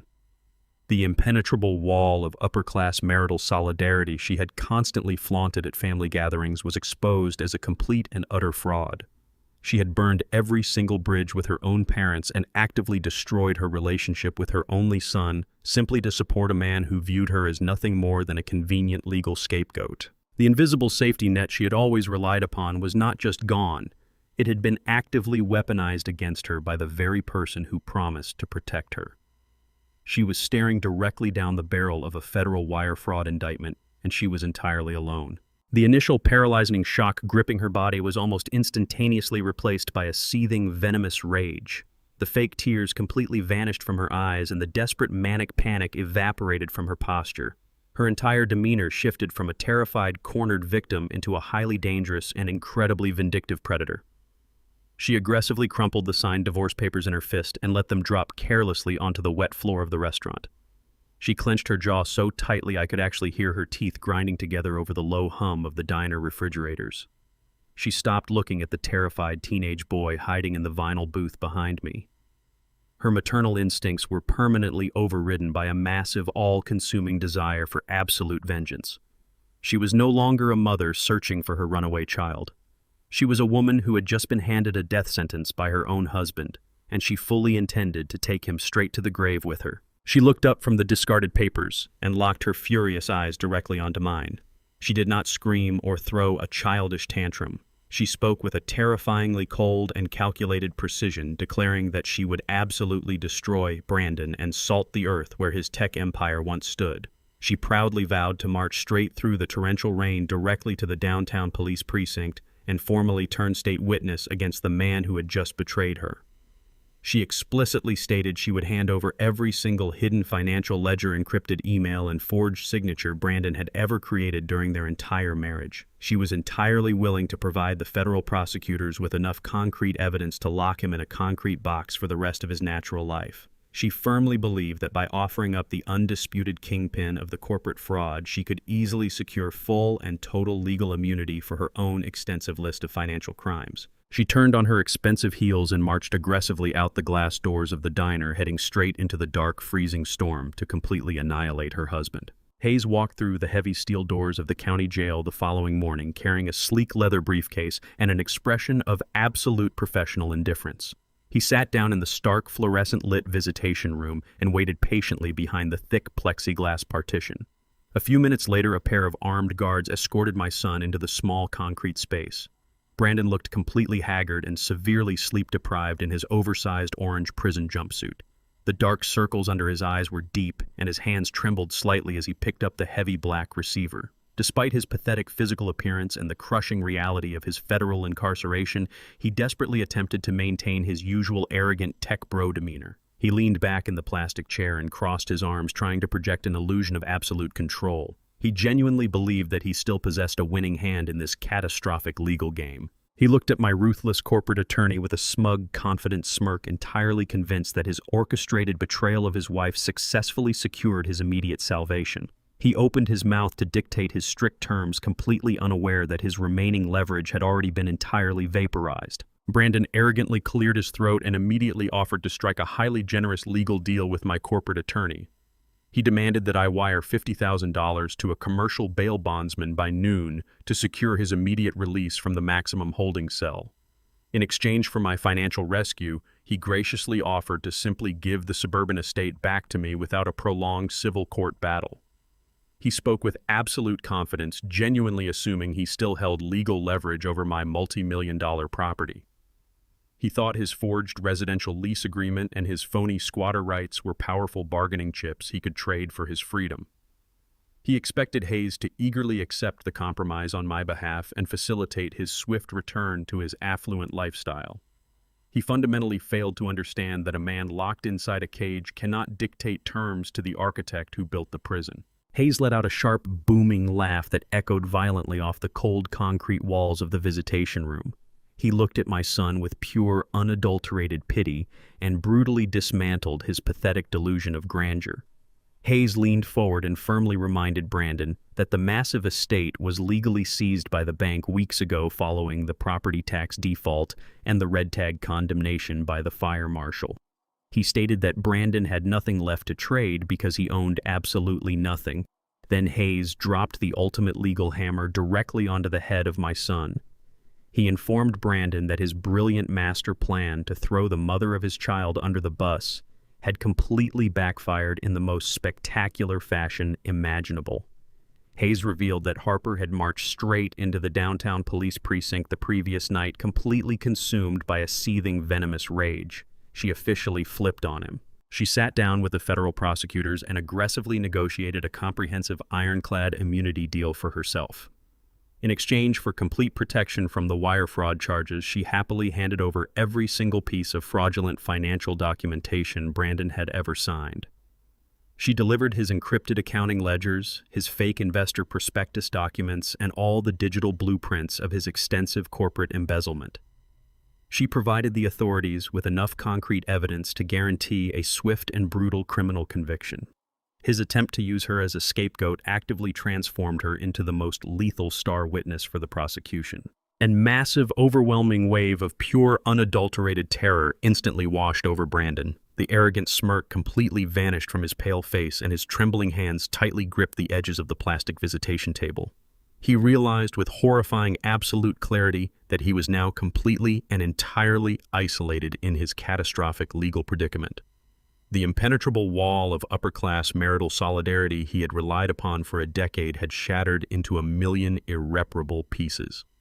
He was officially facing massive consecutive federal prison sentences absolutely alone, without a single friend or family member left to blindly defend his atrocious behavior.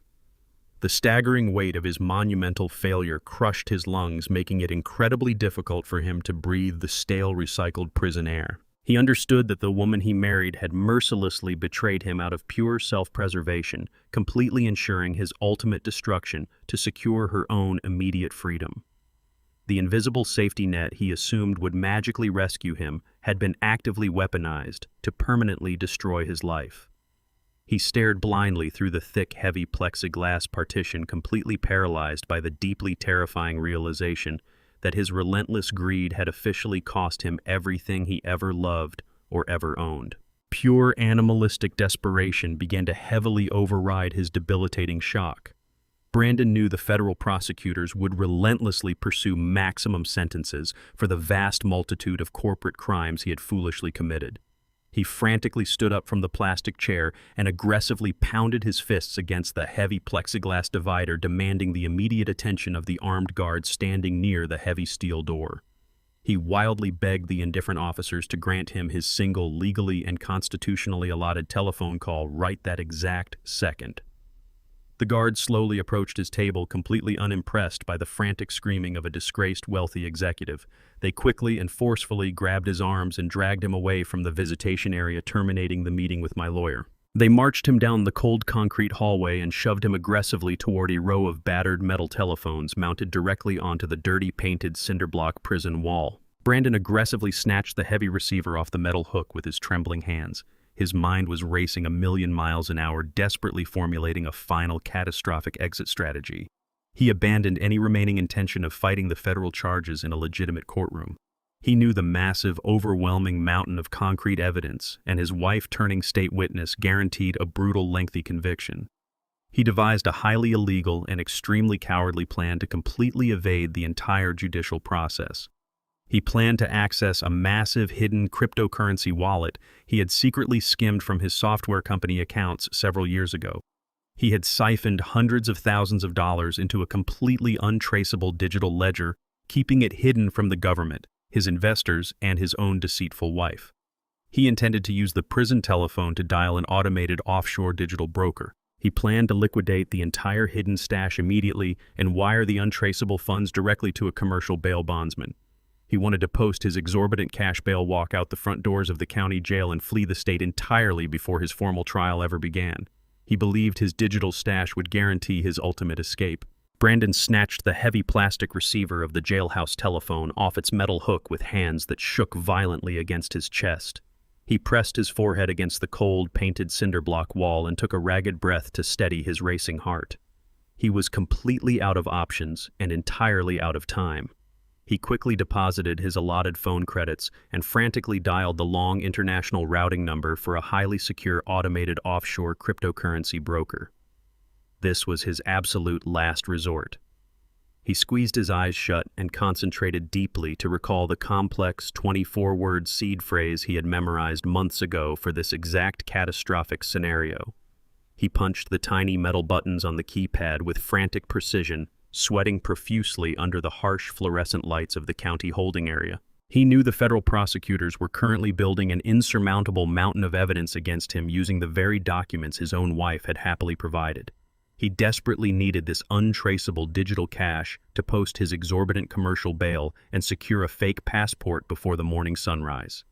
He wiped the cold sweat from his brow and pressed the final pound key to submit his highly encrypted digital credentials. He held his breath and waited anxiously for the robotic automated voice to read his massive hidden account balance back to him over the secure connection. He had meticulously planned his cowardly escape route down to the very last detail. He was completely ready to instantly liquidate his entire secret digital stash and wire the untraceable funds directly to a heavily bribed commercial bail bondsman currently standing by in the city. He fully intended to walk straight out the front doors of the maximum security facility, hail a private car to a secluded airfield, and buy a one-way charter plane ticket to a non-extradition country before the federal judge even realized he was officially missing. He clutched the heavy plastic receiver so tightly, his knuckles turned completely white, anticipating the sweet absolute relief of hearing the exact total of his stolen millions. The cold robotic voice finally clicked onto the secure line and mechanically recited his current available account balance. The automated system informed him in a flat, synthesized tone that his total available funds were exactly $0.00. Brandon aggressively slammed his fist against the cinder block wall and screamed a vicious string of profanities directly into the prison receiver. He wildly punched the seed phrase into the metal keypad a second time, completely refusing to believe the catastrophic reality of the automated message. The robotic voice repeated the exact same devastating zero balance. He had severely underestimated the man who taught him everything he knew about managing immense capital. Brandon completely forgot that when he first launched his arrogant tech startup, I was the one who personally financed and constructed the entire digital back-end architecture of his corporate software firm. I built the secure servers he used to operate his business, and I installed highly sophisticated tracking protocols deep within the administrative code long before he ever generated a single line of proprietary data. I found his heavily encrypted hidden digital wallet weeks ago while conducting a routine security audit of my own primary holding company. I tracked his pathetic attempts to siphon massive amounts of capital out of the authorized corporate grants and watched him quietly convert my hard-earned construction money into offshore cryptocurrency. He thought he was a brilliant tech mastermind operating entirely under the radar, but he was simply a foolish amateur playing inside a digital fortress I had completely designed and rigidly controlled. Because the stolen digital funds were originally embezzled directly from my primary commercial holding company, I possessed the absolute legal and administrative authority to aggressively reclaim every single missing penny. I did not need to ask a federal judge for a lengthy corporate seizure warrant or wait for a slow civil court ruling to retrieve my own money. I simply utilized my supreme back-end access to completely drain his secret offshore account the exact same night he foolishly demanded I vacate my own master bedroom. I legally transferred his entire illicit cryptocurrency stash back onto American soil and locked it securely into an ironclad educational trust fund exclusively bearing my grandson's name. I permanently transformed the dirty money Brandon intended to use for his cowardly international escape into a pristine, untouchable financial vehicle that will fully guarantee Mason a top-tier university education. I systematically ensured that the massive wealth Brandon arrogantly stole to fund his own selfish criminal freedom would forever be utilized to financially protect the innocent teenage boy he so recklessly abandoned on the cold city street without a second thought. Brandon let the heavy plastic prison phone slip completely through his trembling fingers. The receiver slammed violently against the painted cinder-block wall and dangled helplessly by its thick metal cord. He sank down onto the cold concrete floor of the holding area, utterly and entirely defeated by the absolute totality of his monumental failure. He had absolutely zero money hidden away to bribe a commercial bail bondsman. He possessed zero loyal allies willing to risk their own comfortable lives to aggressively shield him from the relentless federal prosecutors. He had zero financial capital to secure a high-powered criminal defense attorney to fiercely argue his case in a legitimate courtroom. The arrogant facade he had relentlessly projected for over a decade completely evaporated into thin air, leaving behind nothing but a broken, desperate criminal.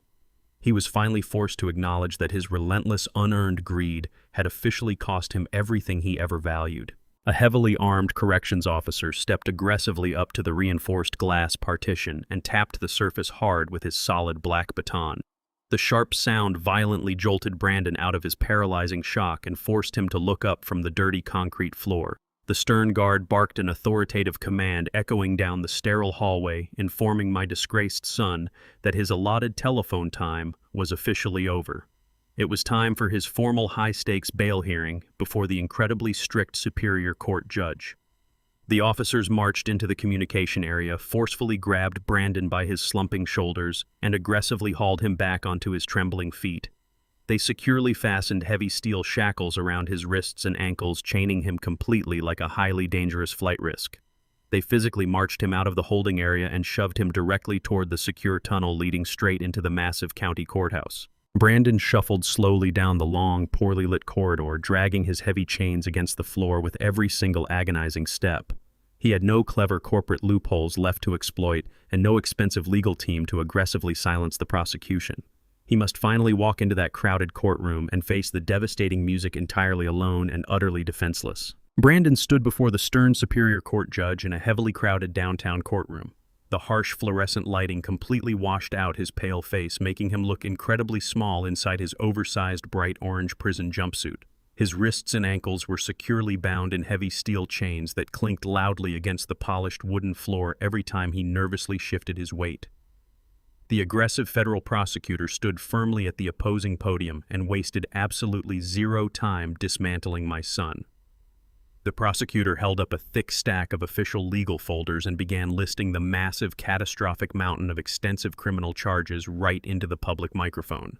He charged Brandon with felony grand theft auto for hijacking the specialized medical transport van from the local pharmacy parking lot. He formally added severe counts of systemic corporate embezzlement, detailing exactly how Brandon had illegally siphoned massive amounts of operational capital into hidden offshore digital accounts. The prosecutor aggressively tacked on explicit charges of severe elder abuse and felony wire fraud, highlighting the horrific medical conspiracy he had orchestrated with the corrupt physician. The sheer volume of the devastating legal accusations echoed heavily across the silent packed gallery, completely sealing his absolute ruin. The relentless prosecutor did not pause to let the devastating charges settle before delivering the final catastrophic legal blow. He looked directly at the stern judge and aggressively requested immediate permanent remand without the possibility of commercial bail. The prosecutor meticulously outlined why Brandon constituted an incredibly severe and unpredictable flight risk. He explicitly reminded the court that the defendant currently possessed absolutely zero liquid assets after his illegal cryptocurrency wallet was officially drained and reclaimed. He noted that Brandon had zero permanent residential address following his rapid eviction from the condemned suburban estate and his sudden banishment from his affluent in-laws. The prosecutor heavily emphasized Brandon's heavily documented history of digital manipulation, and explicit document forgery, proving he was entirely capable of manufacturing a fake passport to flee the federal jurisdiction. He demanded the judge keep him locked inside a maximum security cage until his formal criminal trial commenced. He was a man with nothing left to lose, making him incredibly dangerous. The stern judge looked down from the high mahogany bench and stared directly into Brandon's terrified eyes. She did not express a single ounce of judicial sympathy for the disgraced software executive standing before her in heavy steel shackles. She aggressively slammed her heavy wooden gavel down onto the sounding block and formally denied his commercial bail outright. She ordered the armed bailiffs to immediately remand him back to the maximum security county jail until the official federal trial commenced in 6 months. The heavy finality of the judge's ruling struck Brandon like a massive physical blow to the chest. The armed guards forcefully grabbed his upper arms to drag him back toward the secure holding tunnel. Brandon slowly turned around in his heavy chains and desperately scanned the crowded public gallery. His frantic, searching eyes finally locked directly onto mine. I was sitting perfectly still in the very back row of the wooden benches wearing my tailored gray suit. The moment he saw me sitting there, his entire arrogant, impenetrable mask shattered completely into a million irreparable pieces. The incredibly smug tech visionary who had ruthlessly ordered me to sleep in a damp, unfinished basement was entirely gone. He pressed his face close to the thick, bulletproof plexiglass partition separating the gallery from the courtroom floor. His lower lip trembled violently as he looked at the man who had given him everything. He silently mouthed the words, "I am sorry," through the thick glass. I stared directly back at my weeping son through the thick, smudged plexiglass divider. I did not offer him a single reassuring nod. I did not flash a comforting paternal smile to ease his massive, overwhelming anxiety. I kept my facial expression completely flat and entirely devoid of any residual fatherly warmth. His silent, desperate apology was entirely meaningless to me now. A man does not get to ruthlessly plot the physical and psychological destruction of his own disabled mother and then beg for sudden forgiveness the absolute exact moment his malicious crimes finally catch up to him. I firmly placed my hands on the solid wooden bench in front of me and slowly stood up to my full height. I looked at him one last time to ensure he fundamentally understood the absolute finality of my silent rejection. I deliberately turned my broad back on my crying son and walked slowly down the center aisle of the crowded courtroom. I did not look over my shoulder as the heavy steel doors of the holding area slammed shut behind him. I walked straight out of the double doors of the gallery, leaving him entirely to his miserable fate. I pushed through the heavy brass double doors of the main courtroom and stepped out into the expansive, dimly lit corridor of the county courthouse. The loud, chaotic sounds of the ongoing criminal proceedings faded away behind the thick, soundproof walls, leaving only the dull, echoing hum of the massive municipal building. I walked with a slow, deliberate, and incredibly steady pace toward the main security checkpoint at the end of the long hallway. The massive, historic glass windows lining the perimeter of the courthouse were completely battered by the dark, freezing, torrential rain pouring down over the Chicago skyline. The gloomy, violent weather perfectly mirrored the absolute catastrophic destruction of the family I had spent 4 decades trying to build and protect. I buttoned my heavy wool winter coat and prepared to step out into the freezing storm to finally return to my peaceful downtown penthouse. I reached the final set of heavy glass exit doors and abruptly stopped in my tracks. Harper was standing quietly in the cold, shadowy corner of the courthouse lobby, completely trying to avoid the gaze of passing security officers. She was entirely stripped of her expensive, imported designer clothing and her usual toxic country club arrogance. She looked incredibly gaunt, shivering violently in a cheap, thin raincoat that offered absolutely zero protection against the freezing city weather. She clutched a single thin black plastic garbage bag tightly against her chest containing her few remaining worldly possessions. The woman who had proudly laughed while ungluing my sick wife from her medical monitors looked utterly defeated by the brutal reality of her self-inflicted homelessness. She saw me approaching the exit and slowly stepped directly into my path, blocking the sliding doors. She did not scream any vicious threats or attempt to manipulate me with fake tears. She looked up at me with hollow, empty eyes, completely broken by the federal immunity deal she had just signed. She swallowed her immense pride and quietly asked me if I would give her enough cash to buy a cheap one-way bus ticket. I stood in the cold shadows of the courthouse hallway and stared down at the trembling woman who had maliciously tried to unplug my sick wife from her life-saving oxygen machine. Harper looked absolutely pathetic standing by the heavy glass exit doors. She was entirely stripped of her expensive imported designer clothing and her usual toxic country club arrogance. She looked incredibly gaunt and fragile, shivering violently in a cheap, thin plastic raincoat that offered absolutely zero protection against the freezing city weather. She clutched a single thin black plastic garbage bag tightly against her chest, containing her few remaining worldly possessions. The woman who had proudly laughed while threatening to throw a stroke survivor into a damp, unfinished basement looked utterly defeated by the brutal reality of her self-inflicted homelessness. She saw me approaching the exit and slowly stepped directly into my path, blocking the sliding doors. She did not scream any vicious threats or attempt to manipulate me with fake tears. She looked up at me with hollow, empty eyes, completely broken by the federal immunity deal she had just signed. She swallowed her immense pride and quietly asked me for survival cash. Harper confessed in a low, trembling whisper that she desperately wanted to return to her isolated rural hometown to hide from the massive public humiliation of the federal corporate scandal. She had thoroughly burned every single bridge with her wealthy suburban parents and completely destroyed her fake high society reputation in Chicago. She was officially a public pariah with absolutely nowhere else to turn. I did not pull out my leather wallet to hand her a thick stack of untraceable $100 bills. I did not offer her a single ounce of paternal sympathy or financial grace. I simply reached deep into the inside breast pocket of my tailored wool winter coat. I slowly pulled out a cheap prepaid one-way commercial bus ticket leaving for a small, distant rural county in exactly 2 hours. I held the cheap paper ticket just out of her desperate reach. I did not simply hand the escaping criminal a free ticket out of the city. I pulled a sleek silver pen and a thick finalized legal document from my coat pocket and pressed them firmly against the cold glass wall of the courthouse lobby. I explicitly informed Harper that if she wanted to board that bus and flee the intense media scrutiny, she must sign over full, permanent physical and legal custody of my teenage grandson Mason directly to me right this exact second. I demanded she entirely relinquish all parental rights and completely sever her toxic influence from his bright future. She hesitated for a fraction of a second, staring at the binding legal contract with wide, terrified eyes. I aggressively shattered her hesitation by delivering a devastating final ultimatum. I coldly promised her that if she refused to sign the custody surrender papers, I would immediately walk back upstairs to the federal prosecutor's office. I explicitly threatened to submit the remaining unreleased digital fraud evidence I possessed directly into the official court record. I assured her that the hidden encrypted server logs I found would instantly invalidate her fragile immunity deal and guarantee she served a lengthy sentence alongside her disgraced husband. I gave her exactly 1 minute to make the ultimate choice between her own cowardly freedom and her only child. I watched her trembling hands hover over the solid silver pen.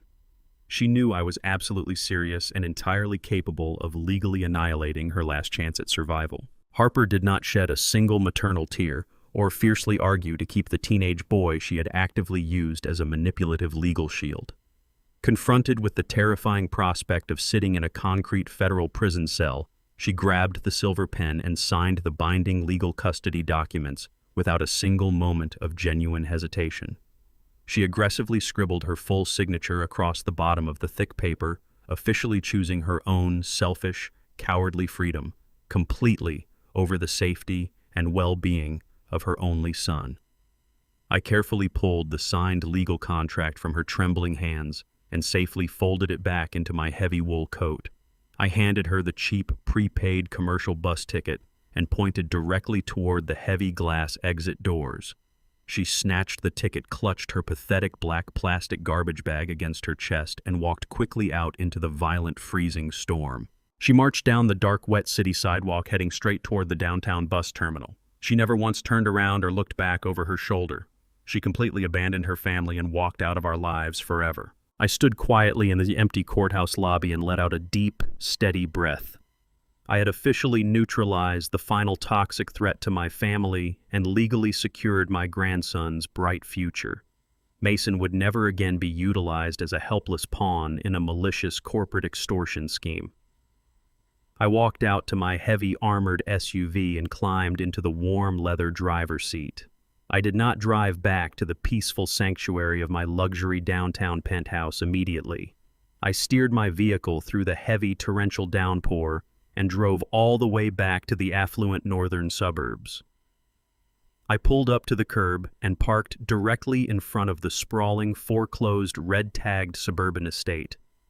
The massive property sat completely dark and entirely abandoned in the brutal storm.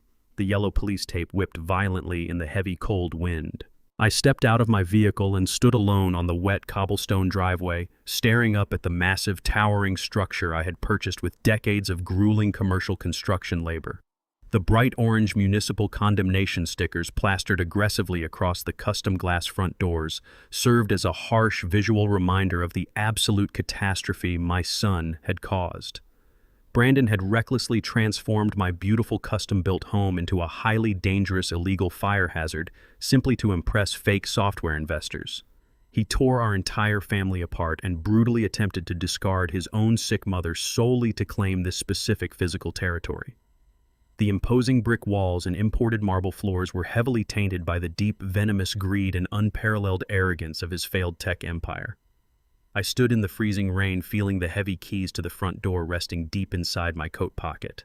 I possessed the absolute legal authority to order the city contractors to neutralize the electrical hazard and fully restore the sprawling, multi-million-dollar property. I had to make one final monumental decision regarding the exact physical property that originally ignited this entire devastating familial war. 6 months passed in the blur of aggressive legal maneuvers and endless court filings. Brandon faced his inevitable criminal trial in the massive federal courthouse downtown. His high-powered public defender desperately tried to negotiate a last-minute plea agreement, but the prosecution absolutely refused to offer any leniency. The mountain of concrete evidence provided by Harper left absolutely zero room for reasonable doubt. The jury found my son guilty on every single felony count, including corporate embezzlement and severe elder abuse. The swift verdict brought a cold sense of closure to the devastating ordeal. I sat in the front row of the gallery on the day of his official sentencing hearing. The sharp rap of the wooden gavel echoed loudly through the tense room. The presiding judge formally called me to the witness stand to deliver my victim impact statement before handing down the final punishment. I slowly stood up, smoothing the lapels of my tailored gray wool suit. I walked down the center aisle of the crowded courtroom with my head held high. I took a deep breath and sat in the heavy wooden chair ready to speak my absolute truth into the public record. The entire crowded courtroom fell completely dead silent as the patriarch of the family prepared to address the federal judge. Every single reporter and curious spectator leaned forward in their rigid wooden seats, waiting for an emotional outburst. I looked directly at the judge and then slowly turned my gaze toward the defense table. Brandon sat slumped in his orange prison jumpsuit, looking completely broken and utterly defeated. I did not shed a single tear. I did not allow my voice to tremble or crack under the immense weight of the devastating moment. I had already exhausted my supply of paternal grief during the long, lonely nights in my penthouse. The man sitting in chains was no longer the little boy I had raised with boundless hope. He was a convicted felon who had callously attempted to destroy his own sick mother. I spoke clearly and deliberately into the microphone, projecting my voice across the vast room. I told the judge about the immense, brutal sacrifices required to build legitimate generational wealth from the ground up. I described the back-breaking labor of pouring concrete and clearing frozen sewage lines in the freezing Chicago winters. I explained the supreme toxic arrogance required to steal that hard-earned legacy without shedding a single drop of sweat. I painted a vivid, undeniable picture of exactly how Brandon viewed his own parents. He did not see us as human beings deserving of basic dignity and fundamental respect.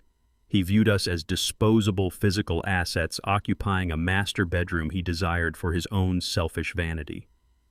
I detailed the sheer horrifying cruelty of a son willing to unplug his disabled mother from her life-saving oxygen supply simply to impress a group of fake software investors. I told the court that a man who ruthlessly discards his foundation to build a temporary glass castle deserves to be buried completely under the shattered debris. I demanded that the court hold him entirely accountable for his malicious, predatory actions. I explicitly asked the presiding judge to deliver a severe sentence that would permanently strip away his unearned entitlement and force him to understand the true devastating cost of his boundless greed. I finished my statement and stepped down from the stand, feeling a massive heavy weight finally lift from my weary shoulders. The federal judge listened intently to every single spoken word of my victim impact statement without breaking eye contact. She nodded slowly and adjusted her thick reading glasses before turning her stern gaze directly onto my trembling son. She spoke with absolute judicial authority, condemning his horrific actions as a profound violation of fundamental human decency and basic family trust. She highlighted the explicit cruelty of targeting vulnerable elderly parents for purely selfish financial gain. The judge firmly rejected the pathetic plea for a reduced sentence offered by the desperate public defender. She slammed her heavy wooden gavel down onto the sounding block with a sharp, violent crack.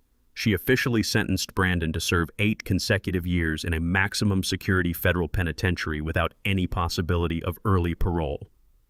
The harsh reality of almost a decade behind bars struck my son like a massive physical blow. The absolute finality of the sentence echoed loudly through the packed gallery, completely sealing his catastrophic ruin. He had gambled his entire life on a stolen house and officially lost absolutely everything. He would spend the next 8 years locked entirely inside a small concrete box. Brandon lowered his head as the devastating and permanent reality of his long prison sentence finally broke through his thick skull.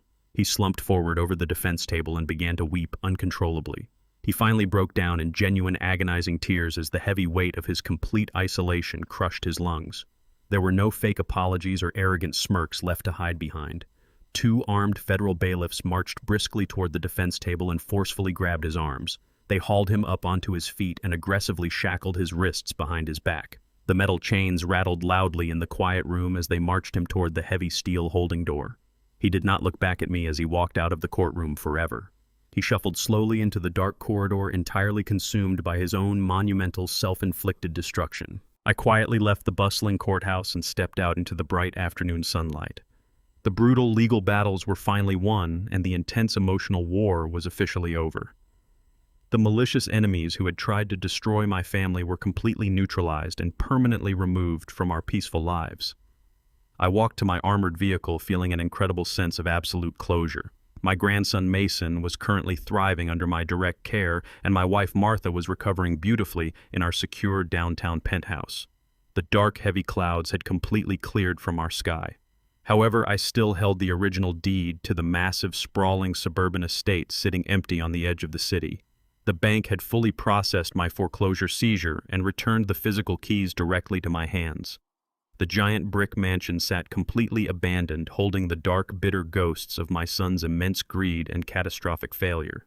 I stood by my car and stared at the thick metal keys resting in the palm of my hand. I had to figure out exactly how to repurpose the physical source of all our recent pain and transform that toxic, empty property into something genuinely meaningful. I unlocked the heavy custom glass front doors and stepped into the sprawling suburban estate. The massive house was completely silent, devoid of the toxic energy that once poisoned its halls. The chaotic arrogance of Brandon's frantic tech startup and Harper's endless demands for high society luxury had been entirely excised from the premises. The city contractors had already neutralized the dangerous electrical grid, leaving the mansion structurally safe, but feeling entirely hollow. I walked slowly down the long corridors, my heavy work boots echoing sharply against the imported Italian marble floors. I climbed the grand, curving staircase and stood quietly in the doorway of the primary master bedroom. This was the exact room where my ungrateful son had aggressively ordered me to pack my sick wife's medical equipment. He had looked at the vital life support monitors keeping his mother alive and declared them an ugly inconvenience to his modern aesthetic. He had demanded this massive space simply to build a gaming studio to impress fraudulent investors. I stared at the empty walls and realized this property had absorbed far too much poison. I decided right then that this multi-million-dollar house would no longer stand as a towering monument to unearned entitlement and supreme arrogance. I did not contact a luxury real estate broker to list the property on the open market. I had absolutely zero desire to cash out the equity and deposit the millions back into my commercial holding company. That specific money felt inherently dirty, permanently stained by Brandon's ruthless familial betrayal. Instead, I pulled out my cell phone and contacted my corporate lawyer, Mr. Hayes, instructing him to draft a highly specific legal transfer. I officially signed the original property deed entirely over to a highly respected local medical nonprofit organization. I executed a permanent ironclad legal maneuver that completely severed the sprawling estate from my family's bloodline forever. Brandon would never be able to contest the transfer or claim a single inch of the land through any future inheritance loophole. The physical territory he had mercilessly fought to steal was permanently removed from his grasp. Transferring the deed was merely the first phase of my final objective. I wanted to actively transform the source of our deepest pain into a beacon of genuine salvation. I utilized the available capital from my commercial trust to fully fund a massive comprehensive structural renovation of the entire property. I hired elite medical architects to completely redesign the 4-car garage where Brandon had illegally operated his catastrophic fire hazard server farm. We tore out the stained concrete and built a state-of-the-art physical therapy wing equipped with advanced cardiovascular rehabilitation machinery. The grand foyer and the sprawling living rooms were meticulously converted into specialized accessible housing units designed specifically for elderly stroke survivors who lacked adequate family support. The master bedroom, the very space my son had coveted to fuel his arrogant vanity, was transformed into a serene, fully staffed 24-hour medical monitoring suite. I systematically stripped the house of its dark, toxic history. I eradicated the venomous greed that had infected its deep foundation and replaced it with a profound, purposeful future. I ensured that no one would ever be evicted from these halls to satisfy another person's ego. The mansion that had nearly destroyed my sick wife would now stand as a permanent sanctuary dedicated entirely to healing and protecting vulnerable patients. The ultimate victory was not found in vengeance, but in the absolute conversion of my son's malicious selfishness into enduring community grace. The heavy renovation work concluded 3 months later, marking the absolute end of my physical ties to the affluent northern suburbs. I left the newly inaugurated rehabilitation center and drove my armored SUV back into the heart of the city. I navigated the familiar, bustling downtown streets and pulled securely into the private underground parking garage of my high-rise building. I stepped into the private elevator and rode it directly up to the top floor.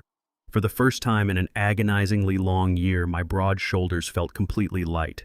The suffocating weight of my son's impending financial disasters and his relentless emotional manipulation was entirely gone from my mind.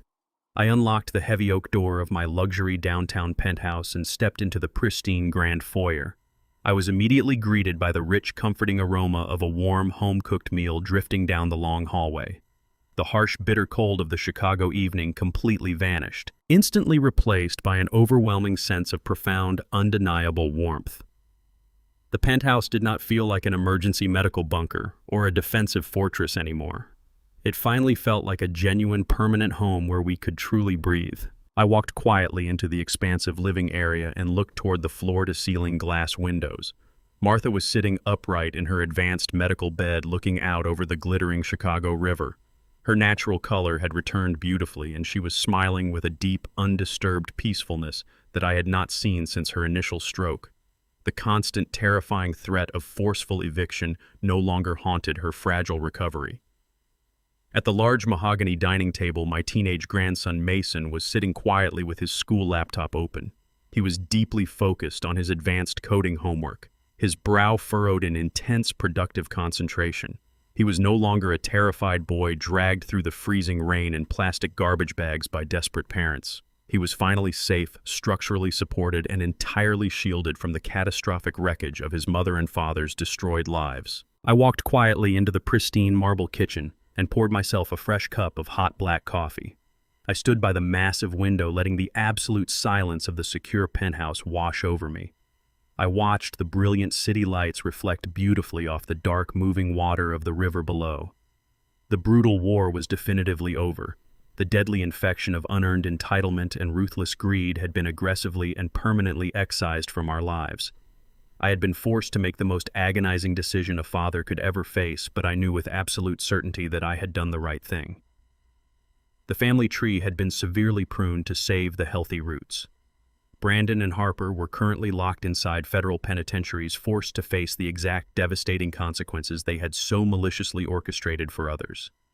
The invisible financial safety net they had abused for a decade was permanently dismantled. Order had been strictly reestablished. Our fundamental dignity remained entirely intact. As I took a slow, deliberate sip of my coffee and looked back at my resting wife and studying grandson, I finally recognized that absolute, unconditional peace had been restored. The conclusion of this harrowing familial saga offers a profound secondary lesson that extends far beyond the immediate satisfying victory of justice over unadulterated greed. We must critically examine the dangerous and pervasive illusion of inherited entitlement.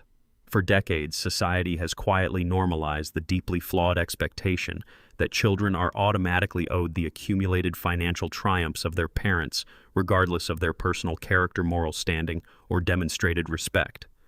This story violently shatters that toxic paradigm, exposing how passive generosity can inadvertently breed monstrous arrogance. When parents shield their children from the grueling, backbreaking realities of building wealth, they risk cultivating adults who view parental resources as an unlimited, unearned right rather than a conditional, respected privilege.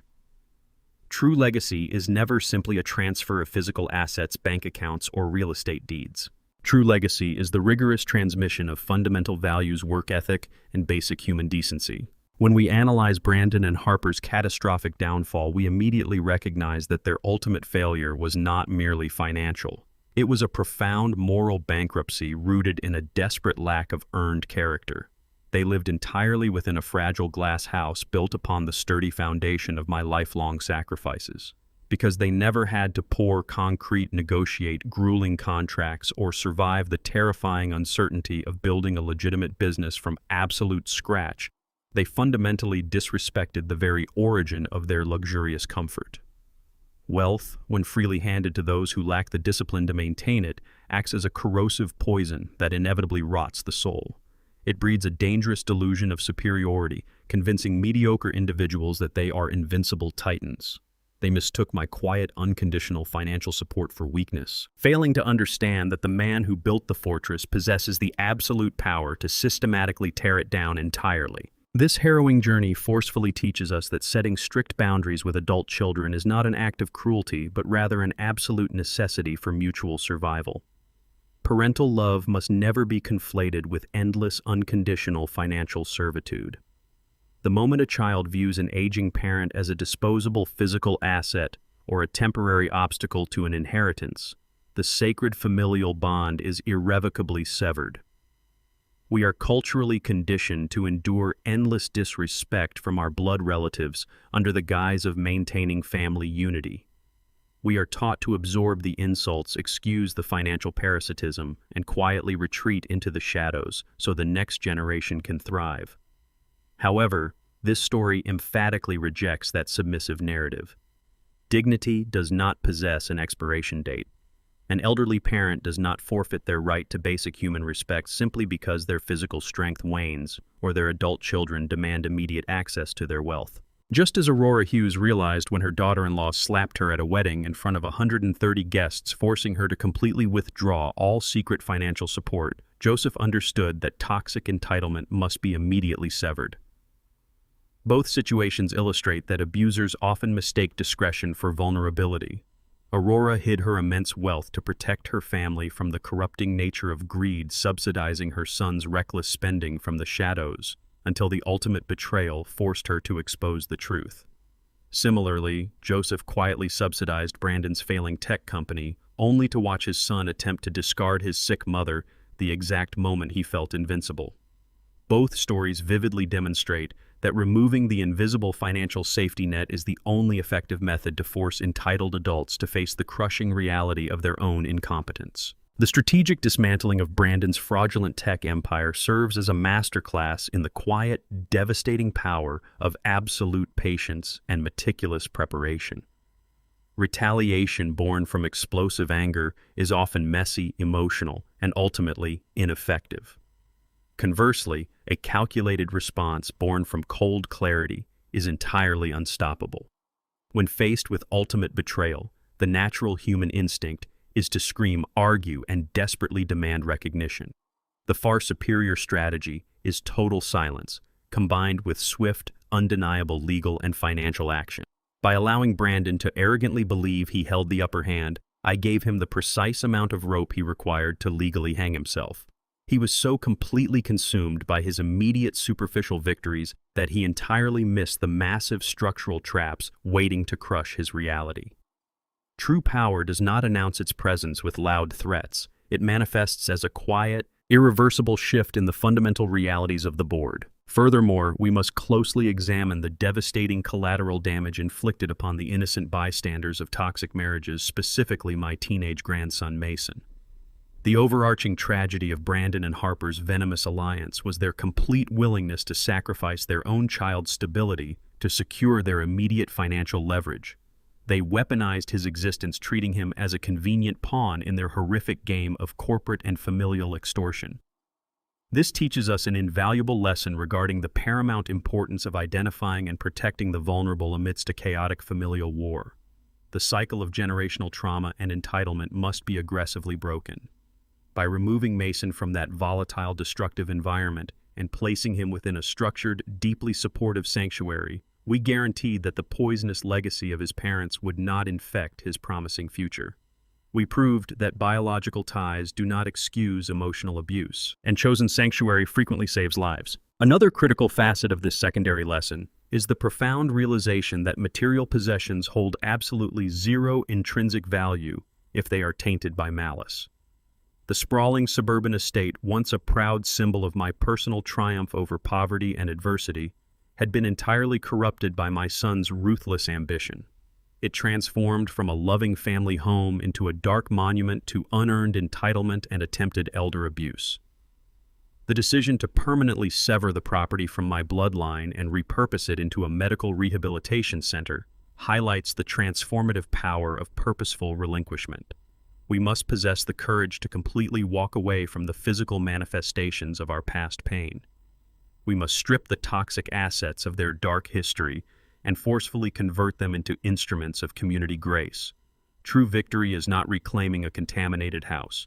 It is aggressively converting a weapon of greed into a sanctuary of healing. This decisive action also forces a critical reevaluation of what truly constitutes a successful life as we enter our twilight years.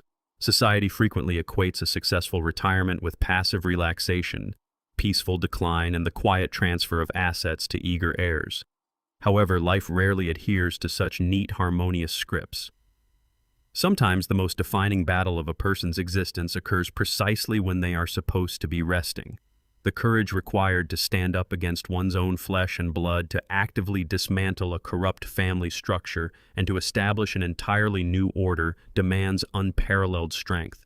It requires mourning the loss of the child you hoped you had while fiercely battling the monster they actually became.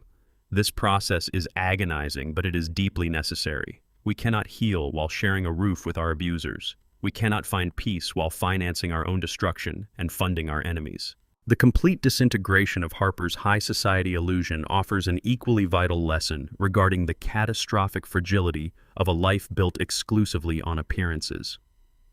She possessed an overwhelming arrogance entirely unbacked by personal achievement, relying wholly on the fabricated wealth of her parents and the stolen money of her husband. When the financial facade shattered, her absolute lack of fundamental character was brutally exposed. She lacked the basic survival skills, emotional resilience, and moral fortitude required to navigate genuine adversity.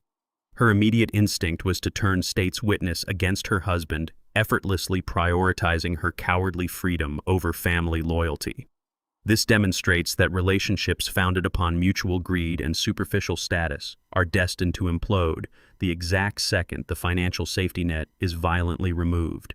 Without money to mask their profound personal deficiencies, toxic individuals rapidly turn on each other, tearing their hollow partnerships apart with shocking ferocity. We must also acknowledge the profound necessity of meticulous, proactive legal and financial planning. The primary reason I was able to successfully outmaneuver my greedy son and his manipulative wife was because I had spent decades constructing an ironclad, impenetrable corporate architecture. I did not rely on verbal promises or assumed familial loyalty to protect my multi-million-dollar empire. I utilized blind trusts, encrypted security networks, hidden back-end administrative access, and highly competent legal counsel. This story stands as a stern, undeniable warning to all individuals accumulating wealth. You must aggressively protect your assets from everyone, including your own children. Never sign documents you have not thoroughly reviewed. Never grant administrative financial power out of a misguided sense of obligation. Trust is a beautiful concept, but verifiable legally. Binding protection is the only true shield against the unpredictable, often devastating depths of human greed. Preparation is the ultimate defense. Ultimately, the final and most resonant lesson derived from this painful family saga is the absolute uncompromising sovereignty of self-respect. For years, I quietly absorbed the subtle insults, the passive-aggressive remarks, and the distinct lack of gratitude, because I believed endurance was a core requirement of fatherhood. I believed that absorbing their toxic behavior was the steep price of maintaining family unity. I was fundamentally wrong. Unconditional love does not mandate unconditional tolerance for severe abuse. The moment I finally recognized my own inherent worth, the moment I definitively decided that my dignity was vastly more important than preserving the hollow illusion of a happy family, the entire power dynamic permanently shifted. We must rigorously learn to love ourselves enough to walk away from anyone who actively seeks to destroy our peace. Sometimes the greatest, most profound act of self-care is ruthlessly burning the bridge that your enemies are crossing. If this story of establishing boundaries and fighting for respect resonated with you, please like, subscribe, and share this script. We want to hear your thoughts. Have you ever had to draw a hard line with family to protect your peace? Tell us your story in the comments below, and let us know which city you are watching from. Stay strong and see you in the next video.